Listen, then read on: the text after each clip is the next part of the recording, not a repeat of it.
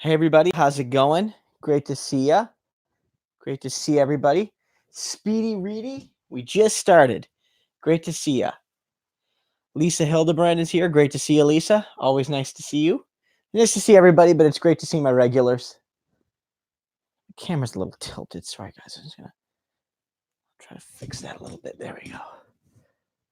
It's probably a little bit better. There we go. So I hope everyone's doing well. As I noted, this is going to be a sort of recap stream of the election. If you guys have any questions about the election itself or the polling or the what the results will mean over the coming weeks and months and maybe years, we could certainly talk about that. For those who don't know, I did an election night live stream with David Dole on the Rational National, which was on his Twitch channel. There was like a 6-hour live stream. We kind of did the whole election. You can go check that out if you want our minute-by-minute coverage, but I'll be kind of covering a lot of those main points tonight. Yeah, we might talk a little bit about Wexit. We might talk a little bit about that. Probably not the main focus because, that was kind of after the election, but we could certainly talk about the distinct results. One of the things I would note, and I've noted in previous videos, and I've noted it in my and a lot of other people have noted it, is how the first past the post system exacerbates regional conflict in Canada. Because if you look at the results, last election, the Conservatives won most of the seats out west in the prairies, and the Liberals won literally every seat in the Maritimes. And this election, if you look, the Liberals won the entirety of Toronto, and the Conservatives won the entirety of Saskatchewan. Now, we know that not everyone in Toronto supports the Liberal Party. And we also know that not everyone in Saskatchewan supports the Conservative Party. But under our electoral system, that fact is irrelevant. So the first past the post systems that don't have elements of proportionality in them, are broken in the sense that they distort the realities of not just the parliament, but what our communities are actually like. If you look at that Saskatchewan map, it is 100% deep blue. But we know that at the end of the day, a good chunk of people, did not vote for the Conservative Party in Saskatchewan. Certainly the Conservatives got, the lion's share of the votes. They deserved most of the seats in that province, but not all of them.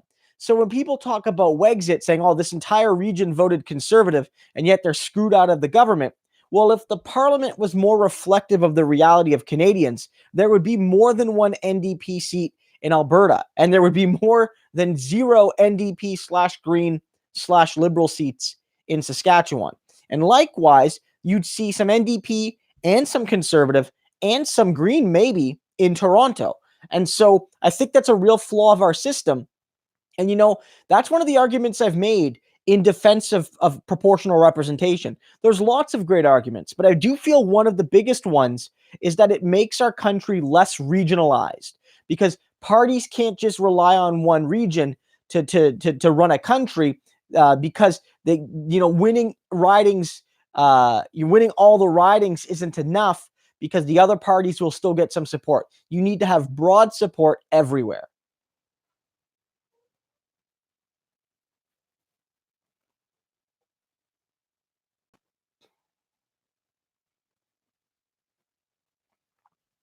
Yeah, we got some questions here. When Brianna gets here, we're going to be going over more of the questions. I'll get through some of these ones because the streams often pick up. Somebody asks, Craig says, what are the NDP strategy to rebuild? I mean, I think it's largely to solidify the narrative that they built in this election, which is that we're the party of regular people, which is that we're going to tax the rich, which is that we're going to build pharmacare and dental care and child care, which is that we're going to fight for a Green New Deal. And Canadians are open to that. And I do feel that in part, They were limited by some discrimination against Singh, not just in Quebec, but in Quebec and elsewhere, as well as a strategic voting, surge that hurt him. And I do feel that Singh needs to kind of stay on message. The message is good. Singh is good. His approach was effective. His numbers in terms of personal approval have skyrocketed, and now he's the only federal leader that's actually popular. Elizabeth May is still a little popular, but I think she might be leaving soon. So between him and Scheer and Singh, none of them are actually popular except for Singh. So I think that's the strategy. And in terms of the other stuff, it's fundraising. If you have money, give a little bit to the NDP, guys. They need that money to run the next election. It's going to be vital. Not only does increased fundraising make it possible for us to deal with a snap election, but when that election does come, even if it is 3 years away, we need the resources to maximize on Jagmeet's skills. Look, Singh ran a great campaign without very much money, but imagine what a little bit of extra money could have done to buy some ad buys on major TVs sharing Jagmeet Singh and his message. We didn't really have that. We had some targeted ad buys, but we didn't have like these big national ad buys. And we need money to do that. We need money, like 100%. We can't win this on grassroots memes alone. We need cold hard cash to buy expensive ads during Blue Jays games, during Leaf games, during Raptors games. Like, we need that stuff. And like, there's no alternative, right? Lisa, yes, where Brianna's just getting ready. She'll be down in a few minutes.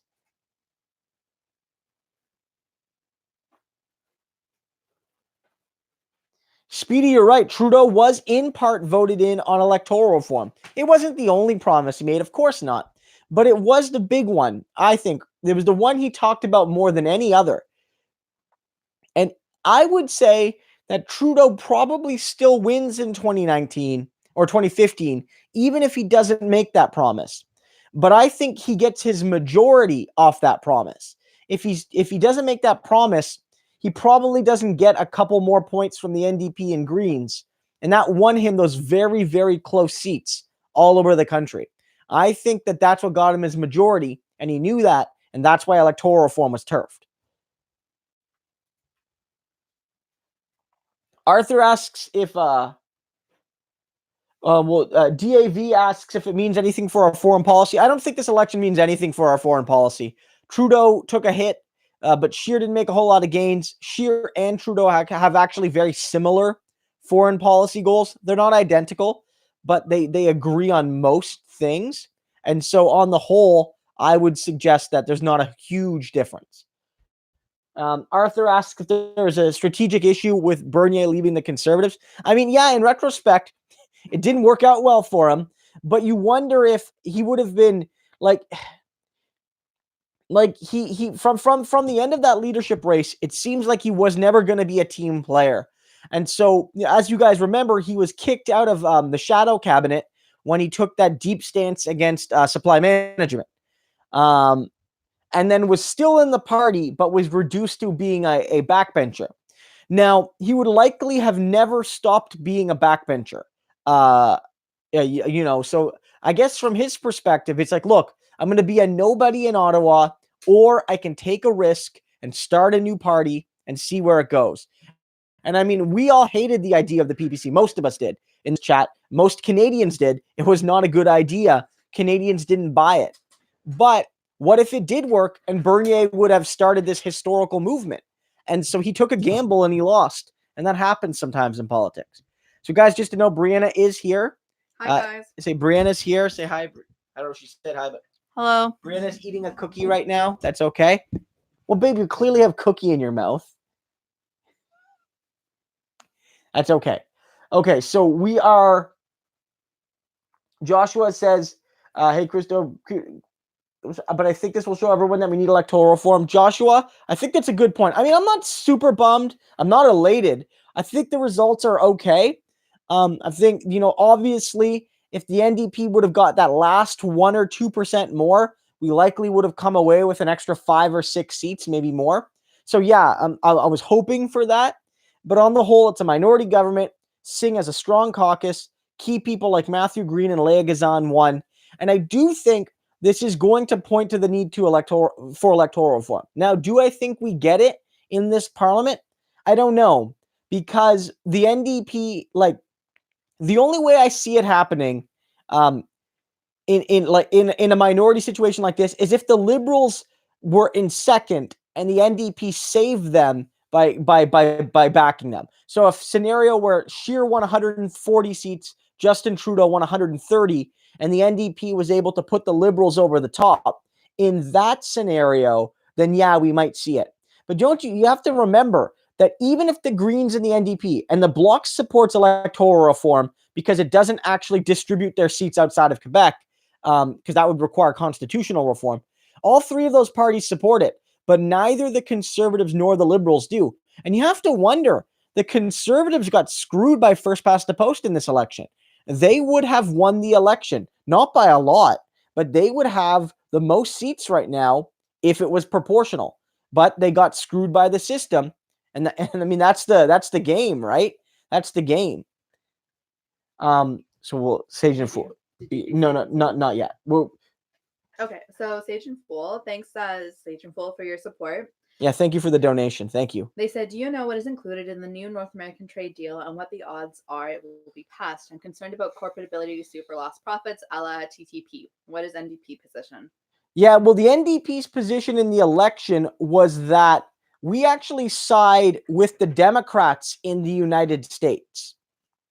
Right now, the deal has been supported by the Trudeau Liberals and by Donald Trump's administration. The Trudeau-Trump alliance remains strong. But given that the U.S. has a split legislature, the Democrats are trying to make stronger links, or make the stronger wording actually enforceable when it pertains to labor and environmental concerns in that deal. And so Singh said, we don't want to ratify this. We don't want to rush. We want to work with Democrats in the United States to improve the deal. And so the general concerns about this are, some of them roll over from NAFTA, which is that companies can sue governments, which is that it limits your sovereignty because foreign companies or the foreign governments can basically tell you what you can do with certain domestic policies. The NDP's position on trade is that trade shouldn't be used to enhance inequality, that trade has positive benefits, but that free trade in a vacuum without commitments to social and economic and environmental justice will gut communities and gut ecosystems and gut ways of life, and we're not about that. So the NDP did have a position to effectively not renegotiate, but to ensure that the standards in that deal were actually enforceable, and we would work with the DNC to make that happen. That would be our position. People want to know what kind of cookie I'm eating. Brianna is a fantastic baker, and she baked delicious chocolate chip cookies with little score pieces in them, and they're very delicious. Okay. Omar El-Masri says, what are your thoughts on Wexit? I've never seen a movement identify all the wrong causes to a problem. Okay, so I actually did a media interview with Global on this. I talked with a journalist for about 20 minutes this afternoon, and she asked me about Wexit. And I mean, I don't really think Wexit is a serious thing for most people. Like, I don't think the average Albertan or even the average person tweeting about Wexit actually wants to Wexit. I think they are just frustrated that the rest of Canada didn't vote the way they voted, and they feel that the federal government's policies are not allowing their region, specifically Alberta and Saskatchewan, to maximize on their resource richness. And some of them are also mad about equalization payments and on and on and on. And so I think what this is more about is trying to show that they're angry and that they want more from the federal government. But it's not really an organized separatist movement, because the thing about Quebec separatism is that it's existed in a certain kind of form for a long time. And it ebbs and flows, but it's not like it's higher when there's a conservative government and lower when there's a liberal government, or higher when there's a Liberal government, or lower when it's a Conservative government. Like, whereas the West, the separatists out West only complain when they lose an election, right? I guarantee you, when Trudeau won in 2015, the amount of Albertans talking about separatism rose. And I guarantee you, if Andrew Scheer won, they would not be talking about separatism today. Some people would be, but not a whole lot. And so it's primarily about, we lost the election. We voted 75% in favor of the Conservatives. We gave all in Saskatchewan and Alberta, we gave all but one of our seats, over 50 seats between the two provinces. We gave all but one of them to the Conservatives, and the rest of the country still elected a Liberal minority government, where the NDP and the Liberals together add up to 180 seats, or the Liberals and the Bloc add up to even a little bit more than that. So it's like, what else can we do? And so they're frustrated right now. And I think that's what it's more about. So you see the premiers not really buying into Wexit. Like Brian Pallister today from Manitoba basically said, Wexit's a bad idea and I don't support it. But they're using this moment to say, the West is angry. We want our pipeline. We want, a discussion on equalization. We want, right? And Justin Trudeau is being told, look, the West rejected you. They rejected your politics pretty unanimously. So you got to do better for us. And that's what it's more about. Do you know if you can set up donations to the NDP via anything else other than check? Can they do a PayPal or a debit off your bank account? I know at the very least you can do credit card, and I know that you can. Credit card. Okay. Other than credit card. I'm not 100% sure. I wonder if you can do debit. If you go to the website, see if you can do debit. I don't think the party accepts PayPal. You can also, at your riding association, give cash donations up to $20, but then you won't get a receipt. So there's limitations like that. I could look into that, but most of the donations are credit card only, to my understanding. I don't know. If somebody knows, post in the chat if you can make a debit donation. That wouldn't surprise me if you could, but we'll have to see. You can set up other bills to be paid off your debit. So yeah, so like I wonder if you could do that. You might contact the party. Like you might contact the party and ask them. Of course, you could probably write a check. If you want to write a physical check, they would accept that as well if you don't have a credit card. Okay. Lisa Hildebrandt says, I wonder why the ballots in the territories did not include Indigenous languages. Good on Michaela Quegg for winning. Yeah, it's mommy look huck is how we, like, apparently that's the pronunciation. We're all learning that. I think I probably butchered that as well. Her name is spelled very differently from most Indo-European names because the Inuit language is very different. But yeah, that was one of the most inspiring stories of the night, was the 25-year-old Inuit woman from Nunavut winning a seat for the NDP. She's the first ever Inuit politician to have her official, her traditional face tattoos. I don't know what the official, like the formal name for those tattoos are, but many Inuit peoples stopped getting them due to, colonialism and feeling like their culture was inferior due to, racialized practices. But a lot of younger people are re-embracing their traditional Inuit heritage, and she's one of these young women. And yeah, that was one of the best stories of the night. Like, for the NDP and overall. In terms of Indigenous languages, that's very interesting. So in Nunavut, just to clarify, they didn't have an Inuktitut on the ballot because I'm pretty sure in the Northwest Territories and in Yukon, there's no Indigenous language as an official language. But unless I'm mistaken, in Nunavut, Inuktitut is officially one of the three languages. It's the only other part of the country that has a non-French English official language. So it is surprising that it wouldn't be on the ballot. I didn't know that. If anyone here is from Nunavut, or Lisa, if you can confirm, I'd love to know, because that does seem like a big oversight to me. That does seem like an oversight. What do you think, Carson Turnbull says, what do you think Jody Wilson-Raybould's role will be as an independent? Well, like most independents, she's not really going to have very much of a formal role.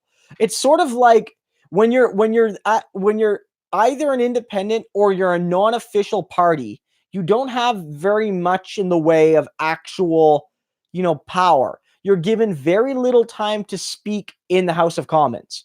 You're given very little space on committees. I don't know if you're given any space on committees, frankly. You're basically there to have a seat and to represent your people. And of course, you can bring up other issues. You can use your very, very, very, very limited time in Parliament to speak about issues that matter to Canadians, but you're very limited. But Jody Wilson-Raybould's a bit of a special case, right? Like she's known coast to coast. She's going to be more well known than 95%, maybe more of the people in that government, including cabinet ministers. She's going to have a high profile. Unlike most independents, the media is actually going to talk to her. And there's the whole unfolding drama with SNC. That story's not done yet. So she's going to play a big role in doing what she was doing before the election. Also, it'll be interesting to see what she does. She said that she would vote with the Liberals when the Liberals make good policy.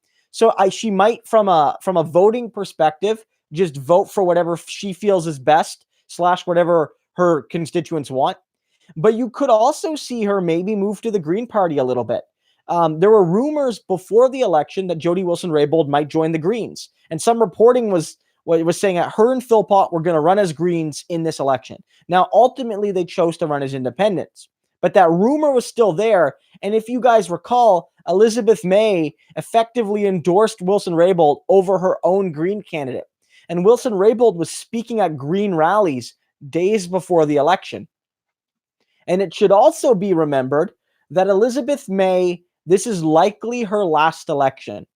I'm not sure if the Greens want to turf her. I still think a lot of Greens like Elizabeth May.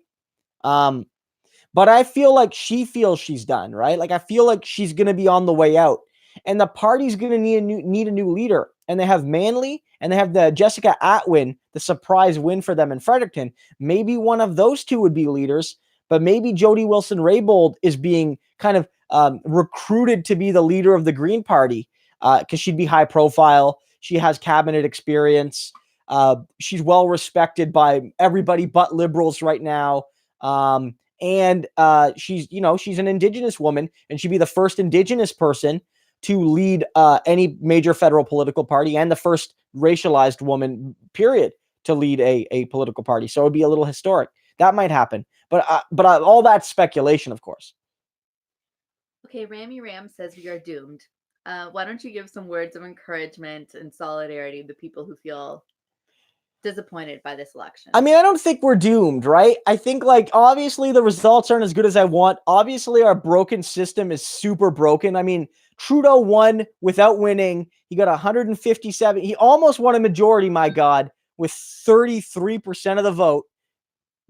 If he would have got 35, we're like, Trudeau's probably got a majority with 35. Like, the country's deeply divided. Look, I get it. But then on the other hand, like the Trudeau doesn't on his own hold the government. The Bloc or the NDP both have progressive-minded views. Not the Bloc, not on everything, but on many key things like the environment. There will be challenges to Trudeau. Young people have demonstrated that they're getting impassioned about politics. You know, the young people are lining up behind the NDP more than other people are. And those other people, I'm not to be glib, but those other people are going to die off and are starting to die off. No, but like, the things are changing. The young people are really starting to push in a bright. The nice way to say that are the demographics are shifting to favor a younger demographic who may be more leftist in their voting pattern. The demographics are shifting in a pattern that might be advantageous to us. So that we just need a Brianna cam so she could be like Jim Halpert, where it's just like, and I'm like Michael Scott, and Brianna's just like, you guys seeing this, But no, I think like there are some encouraging signs, and I think Jagmeet had a good campaign. So I'm not all doom and gloom. Look, on election night, you could see me on David's stream if you watched it. I was disappointed. We didn't pick up those extra 5 to 10 seats. But on the whole, I have to wonder, let's say we picked up those extra 10 seats to finish with about 34, 35, which is where we were being projected. And we took all of those seats from the Liberals, all 10 from the Liberals. The Liberals are still, 15 seats up on the Conservatives. The Bloc or us still hold the balance of power, and the Liberals and Conservatives can still, when needed, form a temporary coalition to get things like pipelines passed. So, if we're being honest, whether the NDP got 16% and 24 seats, or 19% and 34 seats, or 35 seats, or whatever, it doesn't really matter. The same opportunities exist and the same challenges exist. Okay, so just shout out Carson Turnbull. Thank you for your support. We really appreciate it. Thank you so much. Keep sending Thanks. those great questions and we'll try to answer them. Okay, Travels P says, what are your opinions on the foreign buyers tax introduced today? I mean, I'm generally in support of taxes like that. Of course, how they're implemented is important. It also has to be implemented with a clear language that doesn't allow it to be rolled into a xenophobia against racialized people, who are often classified as quote unquote foreigners. But I do feel that there needs to be mechanisms, because housing right now is treated as a commodity, no different than gold or a stock in a company. But housing actually has like a need, it has a value inherent to its existence that shouldn't be dictated by the price it costs. And that's that you use housing to house people. And so, if housing needs to serve that purpose, housing does not currently do that in many of the biggest cities in this country. Regular people cannot afford to live in the cities in which they work. And if you're like a service worker, or you work at a McDonald's or a Tim Hortons, or as a waiter or a waitress at a restaurant in downtown Toronto, you are undeniably indispensable to the operation of that city, yet you cannot really live in that city. Without the city, it doesn't work. People in those people who work in those office buildings, like, they work long hours and stuff. They don't have time to cook. They don't have time to do any of that stuff. They depend on workers making minimum wage or slightly above minimum wage to feed them and take care of them in that sense. And yet those workers cannot afford to live in the city. And that's a factor of their wages being too low, certainly. But even if you made $20 an hour, you still couldn't afford to live in Toronto. And so in cities like Toronto and Vancouver, we really do have a fundamental issue of housing is too expensive. And how do we determine that? When regular people can't afford to live in big swaths of the city, the housing is too expensive. And so, is a foreign buyer's tax sufficient to deal with the issue? Probably not. We need to do a whole bunch of things. We need stricter price caps. We need to end rent evictions. We need to build public housing, hundreds of thousands of public housing units that are rented out at affordable rates. Maybe a bit of inclusionary zoning. That's where you can build a new condo building, but X amount of your units have to be rented out to low income people. Like, a mixture of all of these things are needed to fix the issue. But a foreign buyer's tax, or say like a vacant property tax, are good mechanisms in my view. Okay, I lost the person who asked. Asked, is it perhaps too easy for people like John Delaney to be elected to the American, to be elected in the American system?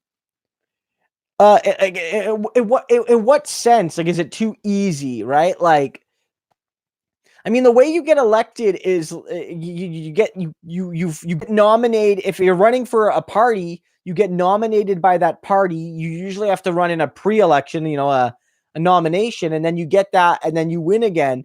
I don't know if that makes it too easy, right? Like, I'm not sure about the question. I don't know if any system makes it too easy to get elected. I'm not sure. Okay, there's lots of talk about Alberta and like the cause for like the feelings of hurt and alienation that Albertans are feeling.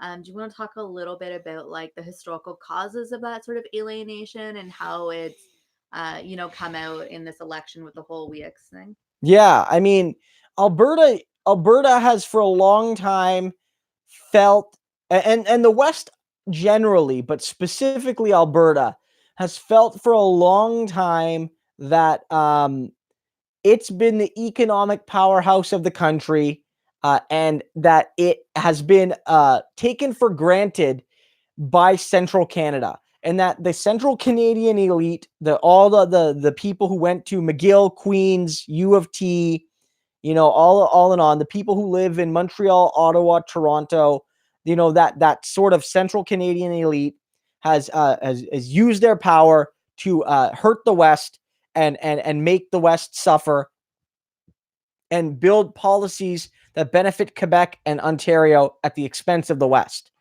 And that this new, and whether that was going back to the 1800s, even when Sir John A. Macdonald made it harder for farmers to import farming equipment from the United States, which hurt farmers in the West, but was good for Canadian manufacturers in southern Ontario and Quebec, because they got a more captive market to sell farming equipment. Or whether it was under Pierre Trudeau, where he tried to equalize oil revenues at a time where Alberta was making off like gangbusters, or whether it's now where Alberta feels that whether it's on equalization or whether it's on energy, that central Canada is not allowing them to, or BC in this case, is not allowing them to maximize the value of its oil sands or tar sands right now due to environmental concerns, and they want the pipeline and all of that.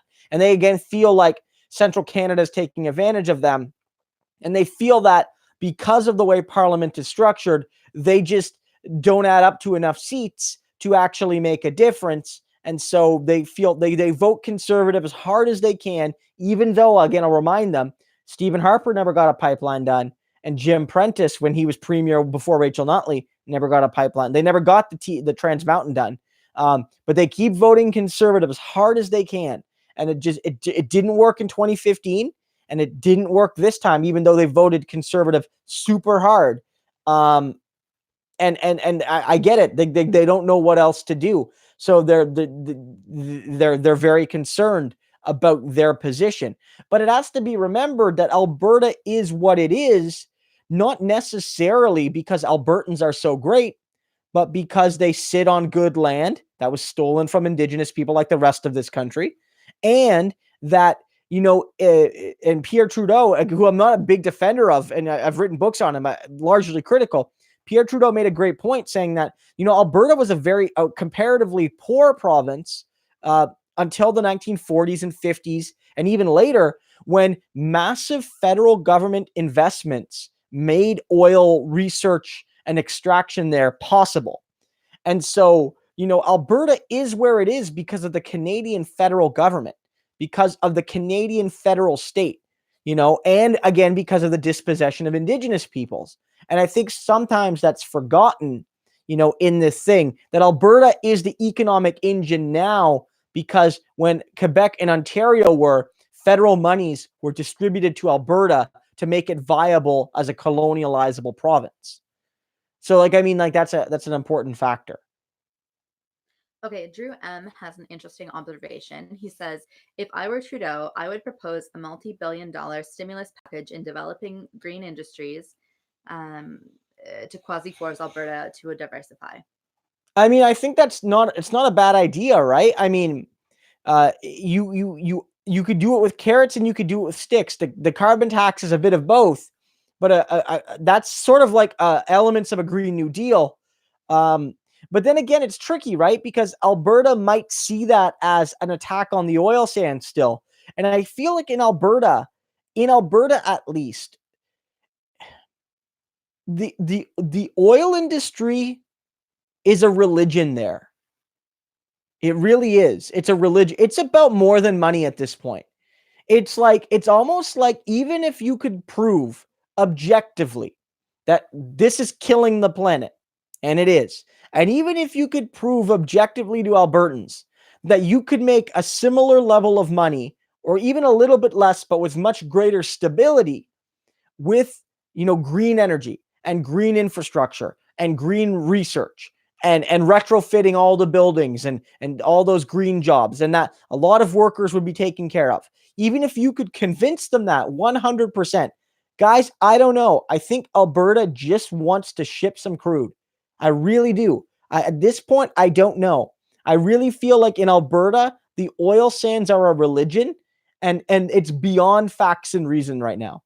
And I mean, again, Trudeau is going to build the pipeline.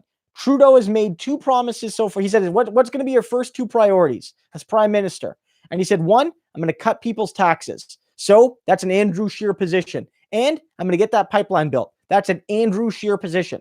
So Justin Trudeau, in his first two positions, is going to do what Scheer did. And Alberta still hates him. So I don't know if there's any reasoning with the Alberta population. They're getting a conservative prime minister in Justin Trudeau. I don't know what more they want. Like, I don't know. To be fair to the people in Alberta, though, like, oil is, I wouldn't say a religion, but it is a way of life, and it's what their communities is based on. And nowhere else in the country are people being asked to give up so much for so much uncertainty. So you can understand if your family and community is built off oil and that's all your family has ever done, and there's no real plan as to what will happen to you and what will happen to your family or your community, that you might be a little hesitant. So while the rest of Canada can look at it and be like, oh, these stupid people in Alberta, don't they see that their economy is coming to an end and they're poisoning everyone? True. But also, like, have a little bit of humanity that these people, are real people with feelings and concerns and families. And there's been no one who's offered a plan to actually help in the just transition. That is completely missing. Yeah, but also, still, they need to chill a little bit in Alberta. Yeah. No, but Brianna's actually makes a great point. That's a fair point. I still do feel, though, that like we tried selling a Green New Deal. We did. We offered them a new path, and they don't want to take it. And here's the thing, like, Alberta likes to say, like, oh, we're doing this because we want to take care of working people. But Alberta's the province that just slashed the minimum wage for teenagers. They're literally lowering minimum. That's Doug Ford didn't even lower the minimum wage. Doug Ford had the decency to freeze it. Doug Ford didn't cut it. Kenny cut the minimum wage. Like, this is the province that supposedly cares about blue collar workers. Then what about all those kids working at Timmy's? What about all those kids working at Mickey D's? Those are blue collar workers, and they screwed them. So, and Albertans voted for that knowingly. They knowingly voted for that. Like, I don't know what to say. And unlike Ontario, they actually gave a true majority to Kenny. Ontario, we got screwed by first past the post. Albertans can't say that. 54% of them or whatever voted for the UCP. I don't know. And Brianna's right. Like, I get it. I do. But still, man. I don't know what more they want. They got their tax cuts and they're getting their pipelines. Justin Trudeau is giving them what they want. Okay. Shout out to Lisa Hildebrandt. She says that you are right. And that guns, oil are the religion in Alberta. Thank you, Lisa, for the donation. Thank you so much. Okay. Astral Frost says, Christo, can the Conservatives form government under proportional representation? They seem to be unable to break 40% in their current incarnation as a social conservative party. It's an interesting question, right? Certainly, they've shown that they can win the most seats. In this election, even, they got 34% of the vote, which was more than the Liberals. The question is if they could form coalitions. And right now, it would be really difficult for them. As they exist right now, the way they would govern is if they got 40% and the Liberals and other parties weren't able to cobble together something significant so that they could govern. Another way is if they could, for instance, try to build an alliance with the Bloc, which would require the Conservatives to become less Francophobic, as many Conservatives are, especially in the West. There is an element of partnership that could exist there. There's also the question of, and this is where it's tricky, right? Because if this election was under proportional representation And let's say we had a 5% threshold. You got to get 5%. So the PPC dies. But if it's proportional, you have to think Maxime Bernier does better. Like, I don't want to give the guy credit, but I feel he was a victim of strategic voting. There's a lot of conservatives, I feel, that would have voted for Bernier if they didn't think it would hurt their chances of stopping Trudeau. I really believe that. They would have marked that. Not all of them, not even half of them, maybe not even a quarter, but like enough to give the PPC a few seats. And more liberals would have voted for the NDP and for the Greens. Like, it's 100%. And you also have to factor in that parties might fracture. Right now, the Conservatives exist as a merger, both in Alberta and in federally, because they saw that as long as they were divided, they couldn't win. Rachel Notley would have probably won again, and Jean Chrétien kept winning and winning so heavily in large part because of the divided Conservative parties. And so, if you're in a proportional system, you might see a kind of economic conservative, socially liberal party form. And maybe it'll be a mixture of current liberals and current conservatives. You might see a party to the left of the NDP, like one of the communist parties, actually win some seats. So it's very hard to predict what the parties would be in that new system. We could, so that's hard to answer that question. But you're right, it's tricky. I mean, the Conservatives definitely got screwed by first past the post this time, but I don't think they want to change it because I think you're right in saying that the only way even they see getting power is by getting in the high 30s, low 40s and winning a majority. Okay. We had a question from, I think, Dangle. Yeah. Dangles Benders says, how do you think we move forward on PR from here? I feel like the only way to get this done is a grassroots revolution at this point. Yeah, and this government, guys, I gotta say, like, look, I actually have some hopes for cooperation in this government. And like the MP, the Liberal MP from St. John, New Brunswick, was basically like, yeah, this system's broken, we need a new one. So I guess one thing you could do, and it might not achieve electoral reform in this parliament, is to try to form a multi-party like committee on electoral reform. And it would be mostly NDP and Greens, and Bloc would support it as well, again, because it doesn't distribute seats outside of Quebec. They would be open to it. But if you could get a handful of Liberals and Conservatives to join, it's like maybe you could start to popularize the idea of electoral reform. Now, the question is, the Liberals might support reform in a ranked ballot sense. The Conservatives might support reform in another sense. The NDP and the Greens want proportional representation, but even we might not agree on exactly what that is.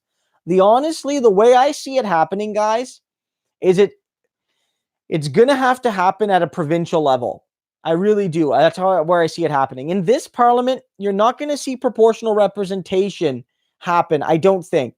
What I do think what you might see happen is if Singh, and because Singh is popular and Singh has shown he can convince people of things. He went from supposedly an election where the NDP would finish below 10 seats to winning, in the mid-20s. And I feel if he has the ability to push pharmacare and dental care and things like this and basically get the people who voted Liberal to support it, then Justin Trudeau might feel real pressure to implement those policies. Because Justin Trudeau's got to be careful here. It's a really strong minority. It's such a strong minority because no two parties add up to enough to beat him. You can't add the Bloc and the Conservatives or the Conservatives and the NDP, and they neither add up to enough to be more than the Liberals. So you need three parties to work together to stop Justin Trudeau if the Liberals are all united on an issue, right? So he feels like he can maybe govern as he's in a quasi-majority. On the other hand, this was a really bad election for the Liberals. As it was noted on the night, I noted this on David's stream. Andrew Coyne noted this as well. No government has had this little support in the history of federal governments in Canada. Justin Trudeau has the weakest mandate in terms of voting percentage of any prime minister ever. And so he needs to remember that. He needs to remember that this was not a victory in that sense. And he has to be careful that he doesn't sound arrogant. And I think that if Singh is putting forward progressive policies and Trudeau keeps rejecting them, it's going to anger a lot of strategic liberal voters who said, well, why the hell did we vote strategically for this guy anyway? Like, we thought, like, yeah, he was going to stop the Conservatives, but also still give us some of the things we wanted. And Singh here is trying to work with him to get pharmacare and dental care and child care done. And Trudeau just keeps saying, no, no, no. We're sick of it. And I think that's vital. And don't forget what Abacus data I showed. I covered this in some of my videos. Abacus said, and Abacus polled people before the election saying, here are all the outcomes. Liberal majority, conservative majority, liberals working with the NDP, conservatives working with the NDP, liberals working with the Bloc. They gave all of these different combinations. And the only one that had positive approval, literally one, was the liberals working with the NDP. And that's because a lot of liberal voters like that idea. Not even strategic voters even. Like, people who vote liberal still like the idea of a liberal minority sometimes because they know it keeps their party honest. It keeps them from sliding back into their Bay Street,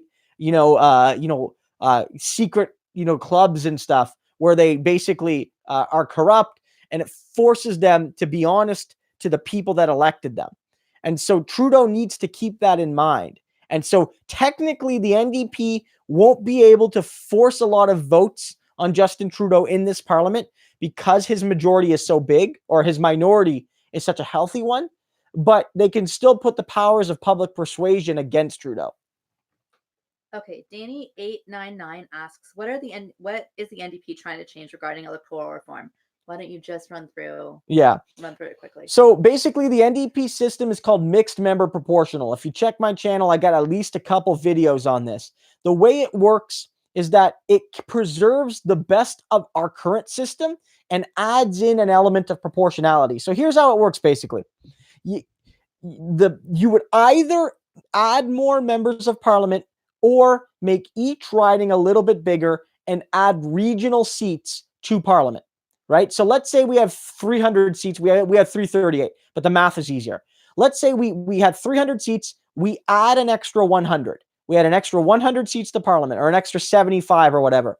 And they distribute those seats around the country to be regional seats. All of this is confined within provinces, though. So the amount of seat ratios between the provinces don't change. And the proportionality does not cover provinces.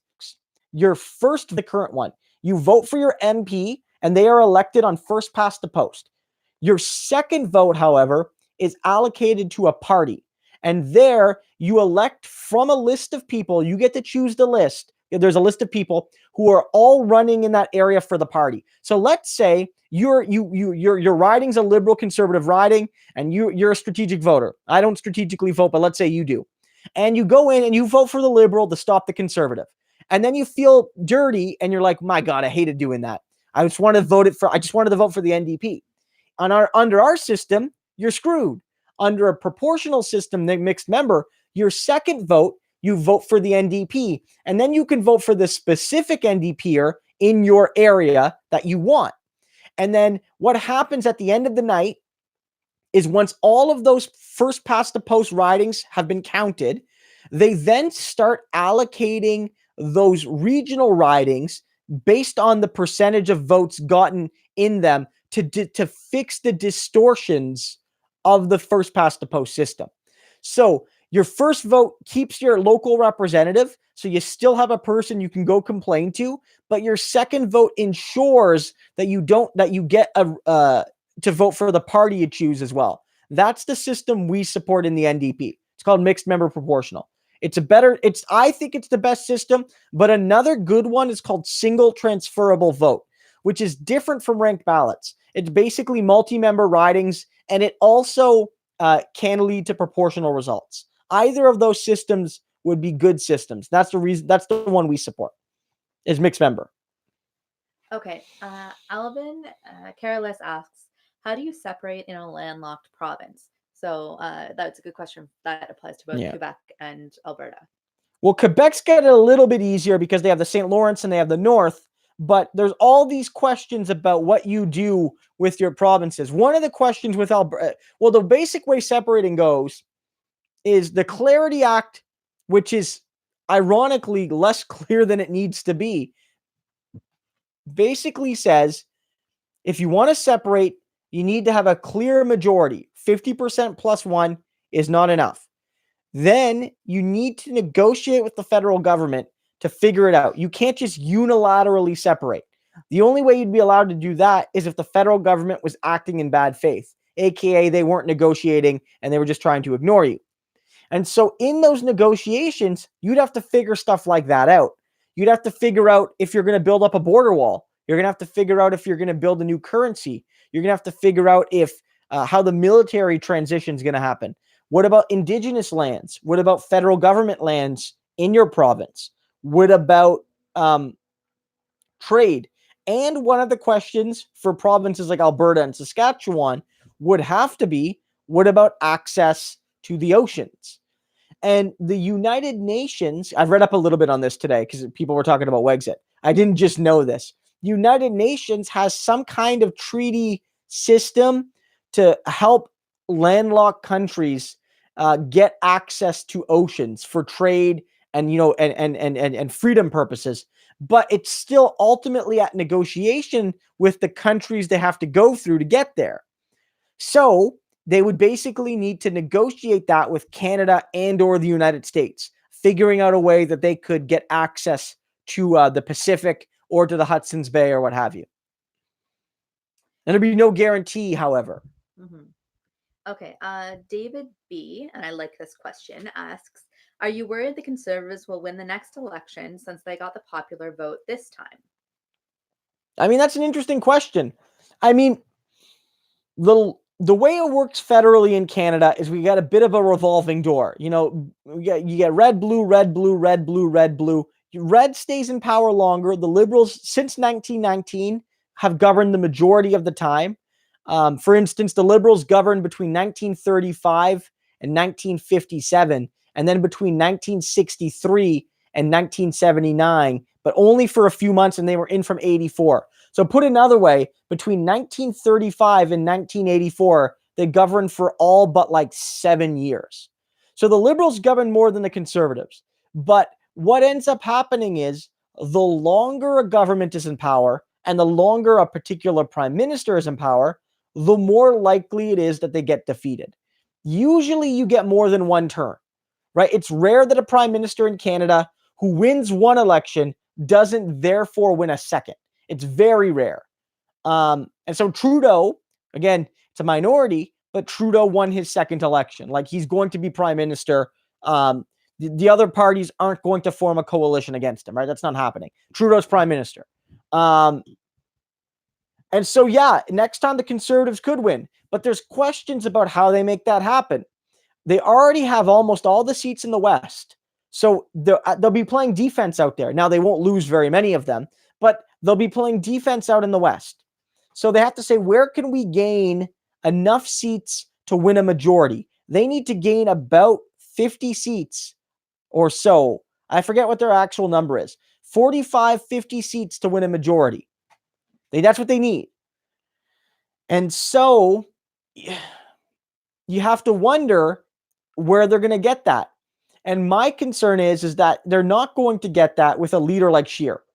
I don't think so. My video that I went up just this afternoon said that I think a lot of Conservatives right now are getting their knives out for Scheer, not necessarily because they think he's a failure, although you might think he's a failure. He did blow a good chance to defeat Trudeau here, I think.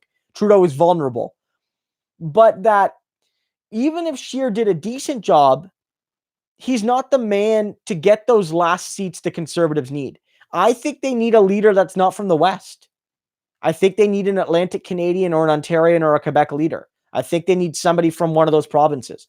And that's why Peter MacKay is being floated right now. Former Harper cabinet minister, former leader of the PCs before the merger, Seen not as a hardcore conservative. He's from Atlantic Canada, which means he'll bring in votes from that region. He's more palatable to people in Ontario and Quebec than a Christian fundamentalist conservative from the prairies, and on and on and on. And I think that's a big factor, is who do they pick as their leader to break through in the 905 and to break through in Quebec. They don't have to win a ton in Quebec, but to break through a little bit more in Quebec to make that difference. I don't know if Scheer's the guy. But yeah, every election that goes on increases the likelihood that the other opposition party, the key second one, will win. That's just the law of Canadian politics. Plus, he has that really sympathetic picture when Belinda Stronach broke up with him of his dog in his boots. It like humanized him, and he was like heartbroken for a couple years. Yeah, the whole Belinda Stronach thing. Yeah, that was Peter MacKay. A lot of people, and one thing that's going to be interesting about MacKay is that one, he's going to be seen as more moderate. Like, I'm not trying to defend him or say but I'm saying he'll be perceived as more moderate.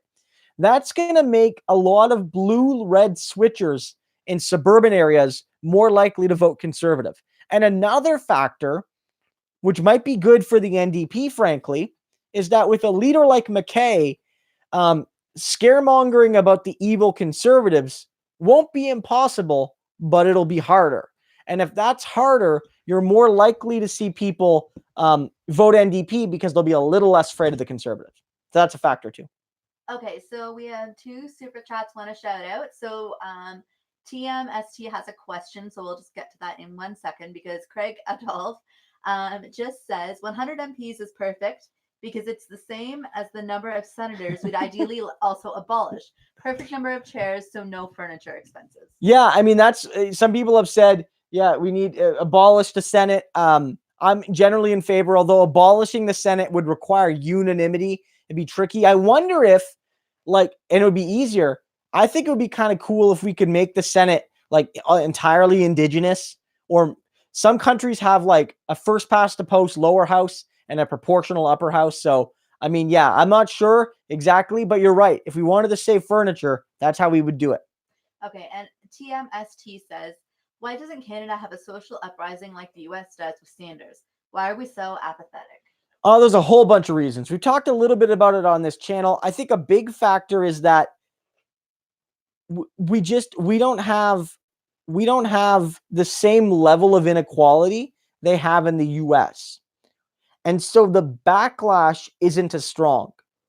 And Canadians have this reflexive desire to compare ourselves not to Norway and Sweden and those other countries with the robust social programs, but to compare ourselves to the United States, which is like a literal hell nation in terms of how it takes care of poor and racialized people. So it's never in Canada, hey, like other countries cover your teeth, why don't we? It's like, hey, the US doesn't have anything, aren't we so great? And I think that's one of the challenges. And one of the things I hope for is that if Bernie Sanders becomes president and starts actually doing the stuff he promised, then America's healthcare system will become better than ours, because Bernie, like Jagmeet, wants to not just stop at doctor's visits and medical procedures, but include dental and include pharmaceuticals. And so that's a big hope. But yeah, because Canada doesn't have the level of inequality the US does, and because Canada didn't have quite the crisis in 2008 as the US did, the recession happened in Canada, but it wasn't as severe. The backlash wasn't as severe. Okay, so shout out to Guillaume Migner. Thank you so much for your support. And he says, congratulations, we'll support your channel and Patreon. And his question, should we as progressives assume the pipeline will happen to please the Conservatives? Will the Liberals also have to please the NDP? Right now, I feel the Liberals are trying to get the pipeline done, not even because they want to please Conservatives, because the Liberals legitimately believe in shipping the world's dirtiest oil to markets. This really isn't about pleasing Conservatives. Justin Trudeau fundamentally, ideologically loves that dirty, dirty oil. He loves it. That's what it's about. And so I think on this issue, and to guys, to be fair, in this country, we have to be honest with ourselves. That dirty, dirty oil is popular. It's popular. Canadians want us to dig it out of the ground and sell it to the world. That's what people want. We don't. Most of the people on this stream don't. Most people under the age of 30 don't. But most of the country does. And so we have to deal with that reality.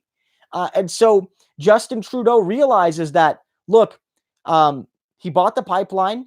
Canadians knew that. They gave him another government. And he knows that even if the Bloc and Greens and NDP all vote against him, the Conservatives would likely support that policy. And so that's literally like 2/3 of the House of Commons, pretty much, that would vote in favor of that resolution. We're not stopping it.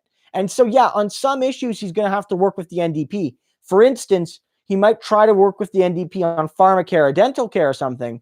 But on the pipeline, he doesn't need to work with anybody else because the Bloc Conservatives and Greens, the NDP Bloc and Greens won't stop him. And the Conservatives won't like the fact that they have to vote for a Trudeau policy, but they certainly won't vote against any pipeline Trudeau implements. They would at the very most abstain.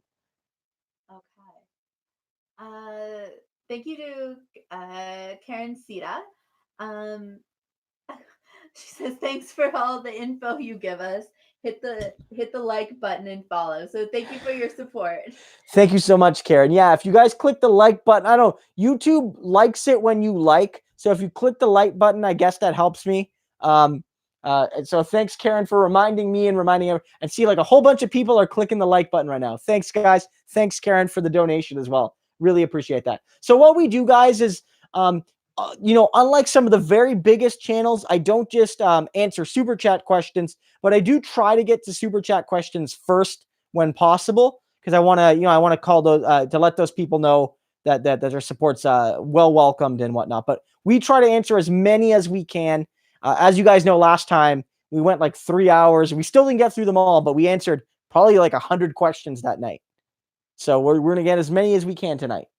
Also, guys, let me know who's winning the TFC game. I'm going to check just right now while Brianna's looking for a question, because we're the TFC game's going on, and I want to see if Toronto is winning. I was watching it before. Okay, it's 1-1 right now. I got it.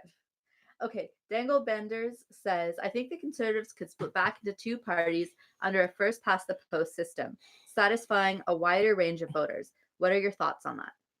I mean, under first past the post, I mean, it certainly could happen, and they would satisfy more voters potentially. But then would those voters be satisfied with consistently losing to the Liberal Party? And that's the big question. Under the old system, hypothetically at least, you could have a progressive Conservative Party, which was sort of like, a slightly right of center, similar to Liberals, basically. Very little difference. Very, very little different from the Liberal Party. Or you could have a more stridently conservative party that was more focused on the West in the Canadian Alliance / Reform. But they kept losing, and Liberal majorities were being elected, and neither PCs nor Reform people were happy. So under a first past the post system, you have to balance things. Do you want to win, or do you want to be well represented? And so for Conservatives especially, they would rather win. And at the end of the day, while there are differences between, let's say, like the PC type Conservatives and the Wild Rose type Reform type Conservatives, they largely agree on the fundamentals. Whereas the NDP and the Liberals, they have some places of agreement, but fundamentally are from different political traditions, which is why a merger makes sense there and less likely between the Liberals and the NDP. But I mean, yeah, it could happen, but I don't think it would last. I think they would eventually get tired of losing and remerge. That's exactly what happened with the Conservatives. When the Reform Party formed, they lost a bunch of elections, and they said, we're sick of losing, we're going to start over again. And then they won a bunch of elections in a row, and now have a minimum of 30% of the electorate always. Okay. Navhat Singh says, are the Liberals ready for coalition? And would they work with the NDP because Jagmeet opposes the Trans Mountain Pipeline? And his second question is, who from the Liberals will represent Alberta? Well, so the couple things here. One, the Liberals have indicated they don't want to do a coalition. They don't really need to. The reason they would need to do a coalition, a formal coalition or like a formal agreement, is if their government was extremely precarious.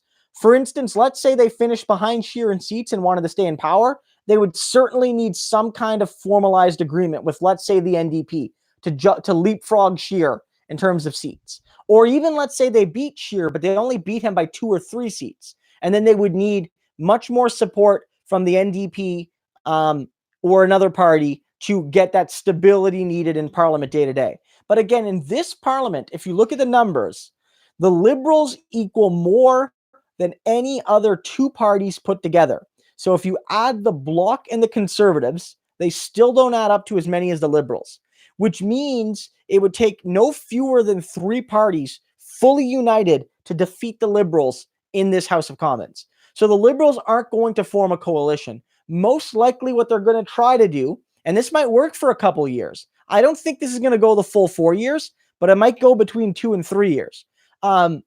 Is that they're going to try to go on an issue by issue basis. So on the pipeline, they know that they're going to have conservative support.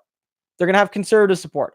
And if they did something like pharmacare, they know they might have the NDP. If they do it, unless it's like they're trying to like lie about it, they know the NDP is going to support them. And then let's say they're trying to do something to that is seen as good by the Bloc.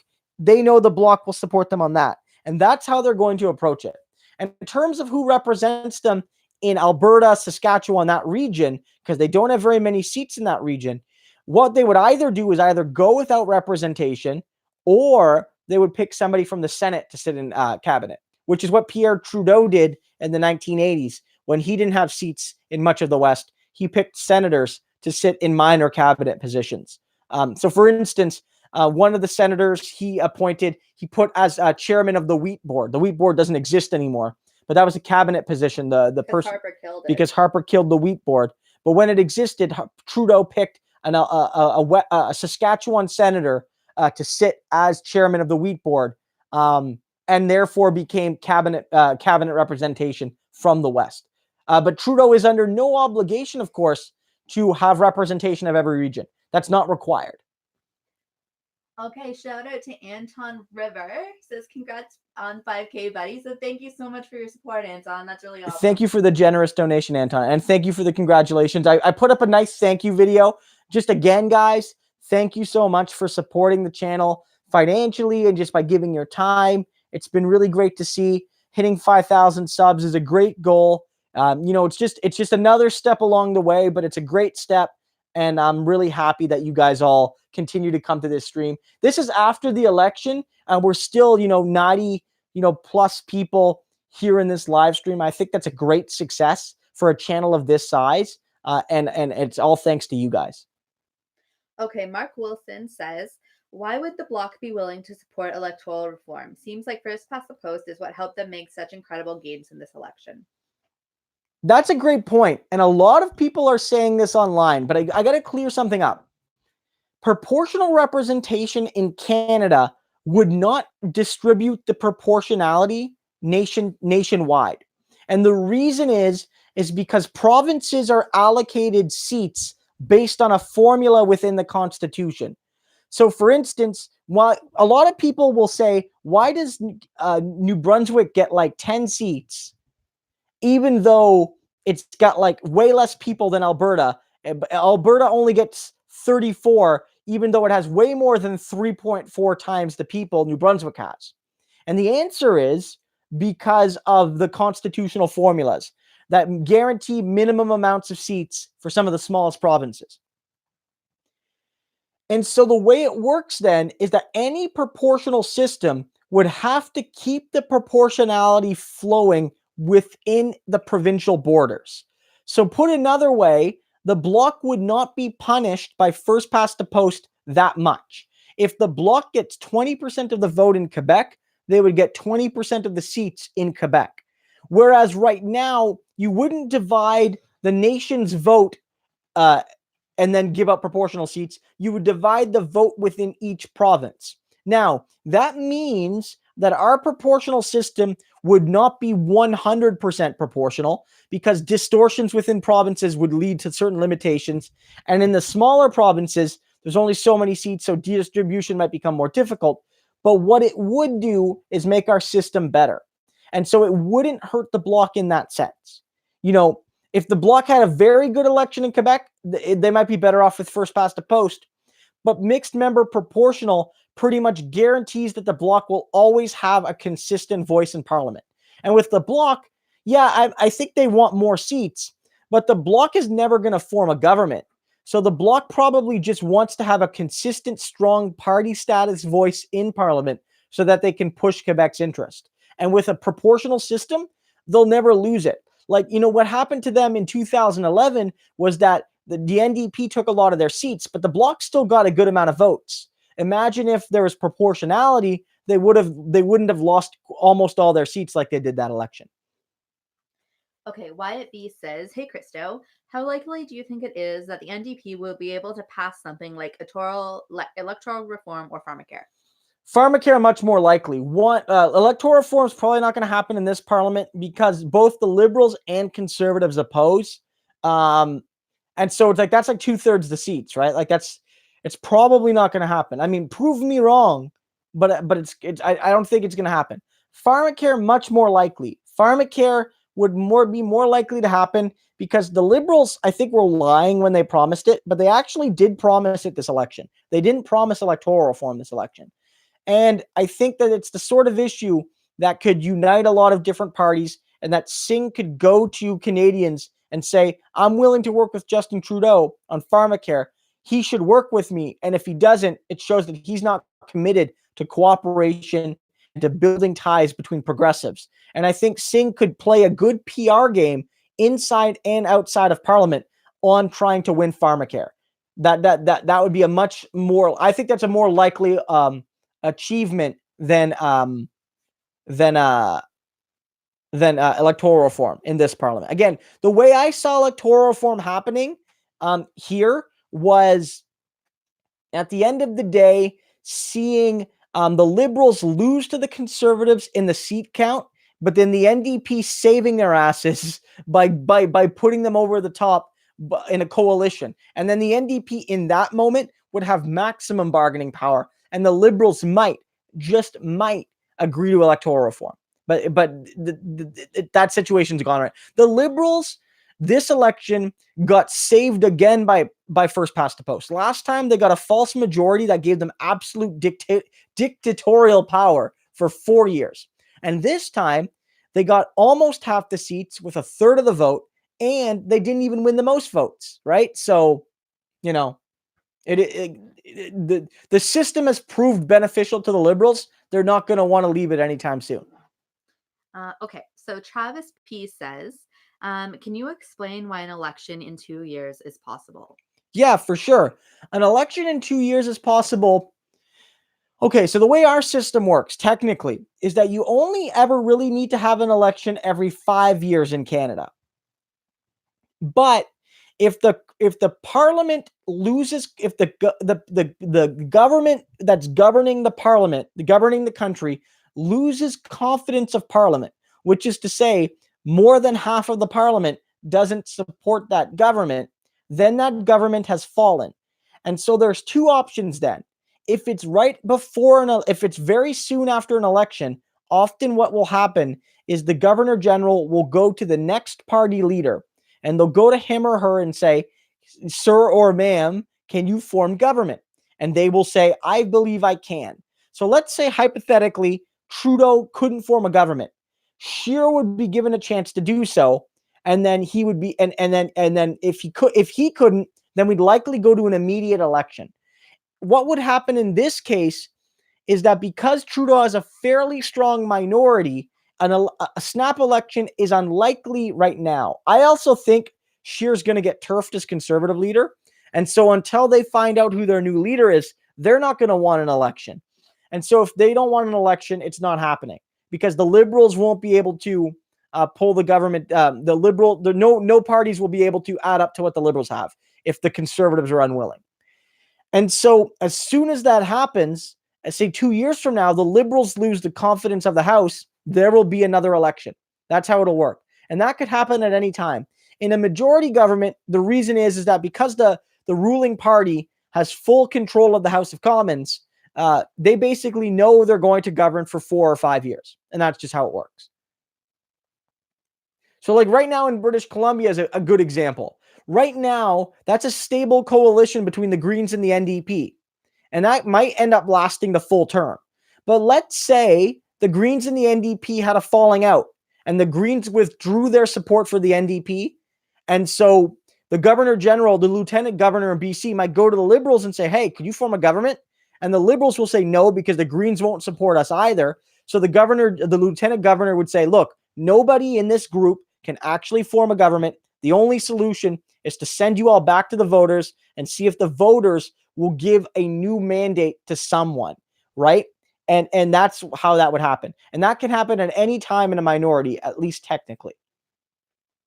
Okay, Travis Trainer asks, why can't we elect the Senate? I mean, in terms of Senate reform, different types of reform have different types of thresholds. Most constitutional reform requires the 750 rule. 7 of the provinces, and those 7 provinces have to add up to no fewer than 50% of the population, have to agree to reform the Constitution. But certain decisions require unanimity. Every province, even little PEI, has to agree. If one of them doesn't, it can't happen. So, for example, to abolish the Senate or to abolish the monarchy, I believe it requires unanimity. But I think to maybe reform the Senate, it might not require unanimity. Maybe 7 plus 50 would be sufficient. And then we could maybe look at policies to elect our Senate. And then how we do that would depend. Would we elect it on first past the post? Would we use a proportional model? Would we include, like, how would we do that, right? Those are all questions that would need to be answered, but that would require constitutional reform. 100%. Ace says, LOL, the PPC got wrecked. Yeah. Good riddance to bad rubbish, right? Like the PPC, I think is dead. Like, I'm not saying there's not going to be another PPC in like 5 years led by some other conservative guy who left the Conservatives and feel that like they didn't like him enough or something. There's going to be more parties like the PPC guys. That type of politics isn't going away. But Bernier not only lost, because if you guys remember my election predictions, I thought Abe did pretty decent. I predicted a Liberal win on seats and a Conservative win on popular vote. Nailed it. Although the amount of Liberal seats I underestimated. I predicted that the NDP plus Liberals would equal more than 170, but the NDP had less seats than I would have hoped for, and I predicted. And I was right about Jody Wilson-Raybould winning her seat, but I was wrong about Bernier. I thought he was going to win his seat, guys, but he wasn't even close. It wasn't even close. So, because of all of that, and because they came close nowhere else in the country, I have to feel the PPC is dead. The PPC was Maxime Bernier. Like, he was the party, right? And if he can't even come close to winning his own seat, a seat he's held for more than 10 years as an MP, then like what chance do they have? So yeah, I think they're dead. Good riddance to bad rubbish.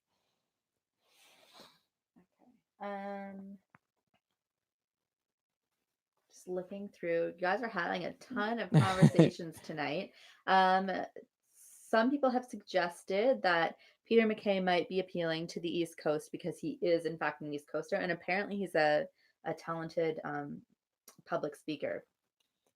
Yeah, I mean, I think at the end of the day, oh guys, great news. Toronto FC 2, NYFC 1, a 90-minute penalty shot goal by Pozuelo sends Toronto FC to the semifinals.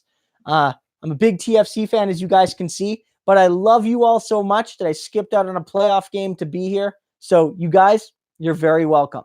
In terms of Peter MacKay, yeah, as I noted earlier, Peter MacKay is being floated as a conservative leader, and even during the election, people were floating his name, which is never a good sign if you're Scheer. Peter MacKay was the leader of the PCs before they merged into the Conservative Party, and then was a high-level cabinet minister under Stephen Harper, was a key player in the Harper regime, but was not really on the right wing of the Conservative Party.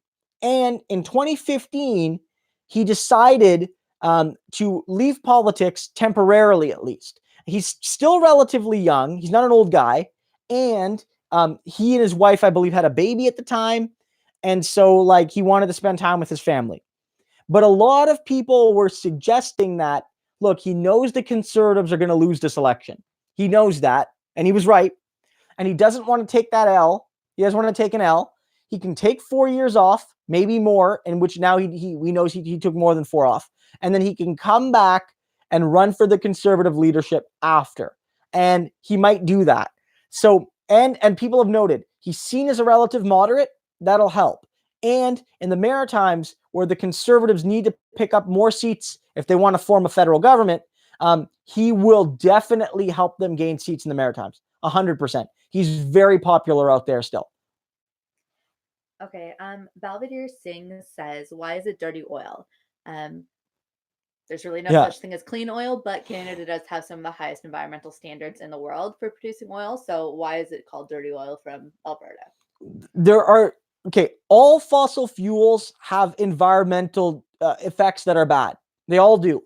But some of them are worse than others because of the amount of filtering and processing required to make them viable for use. And to do that, you have to burn a lot of carbon to get the oil out of the ground in some cases. So in some parts of the world, like in Norway, and their off-sea oil, it's very efficient oil. It doesn't require as much refinement. It doesn't require as much, energy to extract it. And that's one of the reasons why it's cheaper. Alberta is screwed not just because they don't have a pipeline, but because their oil is very expensive. When oil prices are high, Albertan tar sand oil is viable, but it's an expensive oil to extract, and it's environmentally expensive to extract. And when it's burnt, it has higher contents of carbon and all the bad stuff that you don't want, as compared to a lot of lighter crude. And so when people say, it's not only that we want to ship bitumen that's bad for the environment, but that this is some of the most detrimental types of fossil fuels that exist on this planet. So some people will say, well, there's LNG. Isn't that also fossil fuels? And it is, but, unit per unit, it's less harmful to the environment. Okay. Zane94 wants to know if you follow the Premier League. Not as much. I primarily follow MLS, but I do watch Champions League every now and then. I loosely follow the European leagues and, some of the games. I like to follow Canadians playing abroad. Like Davies at Bayern Munich is really exciting right now.